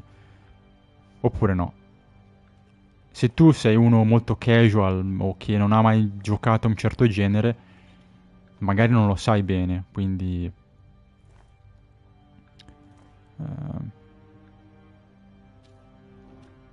Sì, esatto, poi l'Harper di Resident Evil sì, sono insani. Gunano su Leon, sì, esatto. Però appunto il vero LARPing è quando tu non hai mai giocato a un gioco, non hai mai toccato Resident Evil, guardi il tuo streamer preferito e copi la sua opinione. Capito? Cioè, oh sì, non ho mai visto, non ho mai guardato anime, non ho mai giocato a Resident Evil, però sì, questo gioco è fantastico, oppure no, fa schifo. Io che ne ho giocati e conosco Resident Evil bene e avevo delle aspettative di un certo tipo, dico ok, da quello che ho visto non mi interessa. Non vado online a criticarlo. Faccio i cazzi miei, però dico vabbè, a me non interessa. Come Expedition 33, a me piace un sacco, però non è che vado... Se tu mi dici no, non mi piace o è sopravvalutato, non è che ti insulto, ti dico... Dico sì, magari su certe cose hai ragione. A me piace molto, ci sono cose che non mi piacciono, alcune cose cambierei, ma in generale è un ottimo gioco secondo me. Se te fa schifo, vabbè, ok, è questione di gusti, non condivido la tua opinione, ma la rispetto e cerco di non essere tossico. A differenza di tante persone che appena dici una minima cosa negativa o positiva su un gioco, ti maledicono e ti vengono a trovare sotto casa. Sì, ecco, fai appunto opinioni diverse, basate su gusti, su proprie esperienze, basate su ragionamenti concreti, non su aria fritta e sempre espresse con educazione, con civiltà. Che se insulti il mio gioco preferito, ok, va bene, non ti attacco, no? Dici, ok, non ti piace, magari dico, magari non capisco bene perché abbiamo opinioni diverse, però dico, ok, va bene. Stagli lontano, non toccarlo e gioca qualcos'altro. Pikmat, uno di quei giochi che diventa picco più lo giochi da quello che mi hanno... da quello che ti hanno... anche lì, da quello che ti hanno detto. Poi tu puoi fidarti di più o di meno, ritenere un'opinione più o meno affidabile e... e magari poi hanno ragione e piace anche a te, no? Quindi... sì, è come se vai al cinema e butti 20 euro. Beh, anche lì, chiaramente, vado al cinema, però conosco i miei gusti. Cioè, io non vado al cinema e butto 20 euro per vedere un film, non so, tipo una commedia romantica. Oppure non vado a vedere... Non butto 20 euro per vedere l'ennesimo horror con la suora posseduta. Cioè, io so i miei gusti, capito? Cioè, io più o meno so se un film mi piace oppure no. In linea di massima lo so se mi può piacere o no. Quindi 9 volte su 10 ci azzecco. Poi per carità, tipo Joker 2 non sono andato perché ho aspettato, però potenzialmente potevo andare a vederlo. Il primo l'ho visto al cinema e mi è piaciuto molto. Joker 2 sarei potuto andare a vederlo al cinema e dire sì, mi è piaciuto il primo, sto qua, ok, e poi uscivo dal cinema e dicevo cazzo che schifezza, ho buttato 20 euro, ho buttato 2 ore della mia vita, no? Però ecco, succede una volta ogni 100. Esatto, esattamente. Joker 2, niente di che, diciamo 50 e 50, però sì, se fossi andato al cinema mi sarebbero girati i coglioni. Cazzo, però il primo era figo, ho speso i soldi volentieri, mi sono divertito, questo qua no. Però se tu mi dici andiamo al cinema a vedere... se mi dici, andiamo al cinema, vediamo... spendi 20 euro per vedere, o 10 euro per vedere, non so...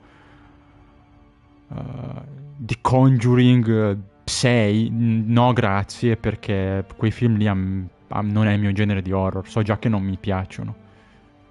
Quindi... Oppure, non so, mi dici andiamo a vedere il film di Mr. Beast.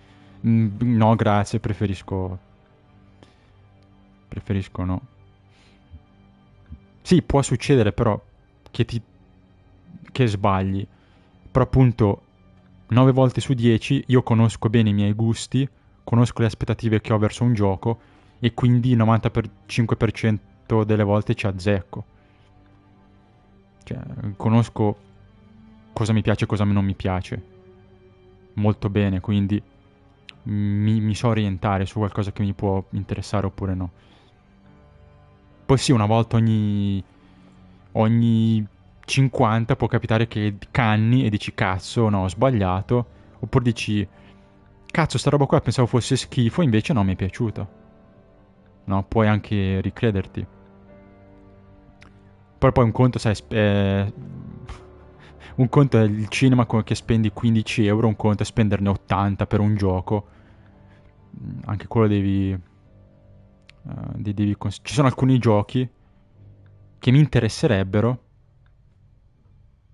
però che dico quando costano molto meno, capito? Mm. Tutti tipo a me i Marvel, i supereroi, a me non mi interessano, non mi sono mai piaciuti.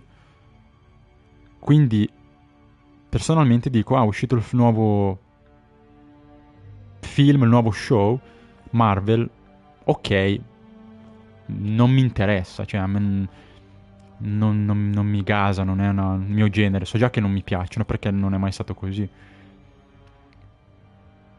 Quindi non è che vado attivamente a guardarli o vado al cinema. Poi mi capita che magari dopo un po' di anni dico, vabbè, lo guardo su internet, tipo ho guardato gli X-Men, ho guardato qualche mese fa gli Avengers.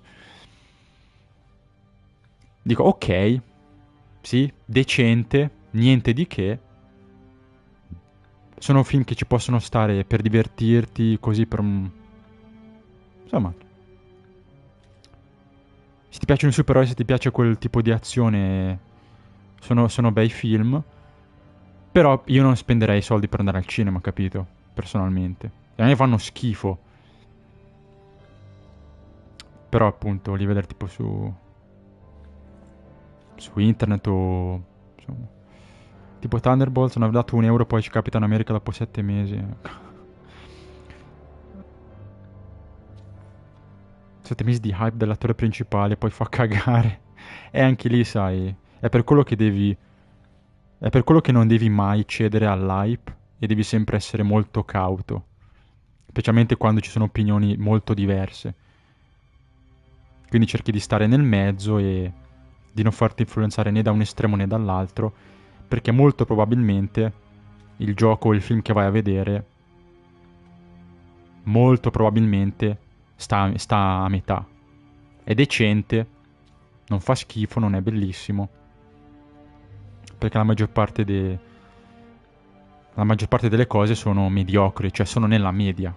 Chiaramente per fare la media devi essere la maggior parte, quindi la maggior parte delle cose sono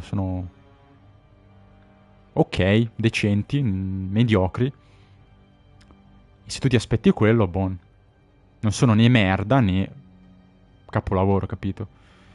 Oggigiorno sembra che ogni cosa che esce o fa schifo al cazzo oppure è perfetto, la seconda apparizione di Cristo. Non è così. La maggior parte dei giochi sono più o meno in mezzo. Di giochi che fanno schifo proprio, che sono capolavori, ce ne sono molto pochi. Mentre oggi sembra che è uscito questo capolavoro, è uscito Resident Evil, metà della gente dice fa schifo, l'altra metà dice che è perfetto.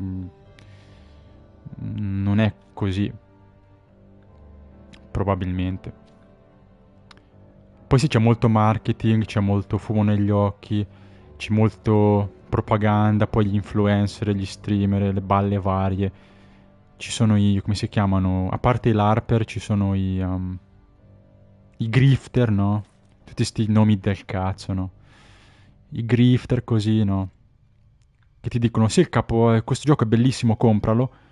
Ma non perché gli piace, ci hanno giocato 3 ore per farsi un'idea e fare il video, ma lo promuovono e dicono che è bello, così poi la prossima volta gli arriva la copia gratis dallo sviluppatore. Perché se io dico sì, il gioco non è tanto, non è granché ed è carente, col cazzo che mi danno quando esce il gioco dopo qualche anno mi danno l'early access e le balle varie, no? Quindi sono molto quasi tutte le recensioni sono un po' così. Poi c'è chi fa apposta per farmare visualizzazioni con i clickbait che ti dice che il gioco fa schifo. Perché c'è, una volta che capisci più o meno l'opinione generale, c'è chi la segue e fa il dick riding per avere i benefici, no? Per infilarsi, no? E magari avere i giochi, quelle cose lì. C'è chi invece fa l'opposto e dice sì, in realtà il gioco non è male, però visto che la maggior parte della gente dice che è bello, io dico che fa schifo e faccio il bastian contrario, tanto per fare apposta, per provocare e fare visualizzazioni, no? Chiaramente poi uno che si trova in balia di queste cose qua è difficile insomma fidarsi e vedere un po' qual è la verità, no?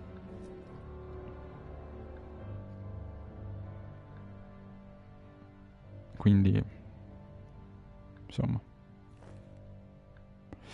vabbè dai, sì, vado che è tardi. Buonasera cosa, ci sentiamo. Also that's it, thank you for watching. We continue next time. We're gonna save Prompto and play the Prompto DLC. But yeah, that's it. And yeah, we're gonna finish the game soon. So, thank you. Have a good day. Take care. And good night. See you soon, guys. Bye bye. Ciao ciao.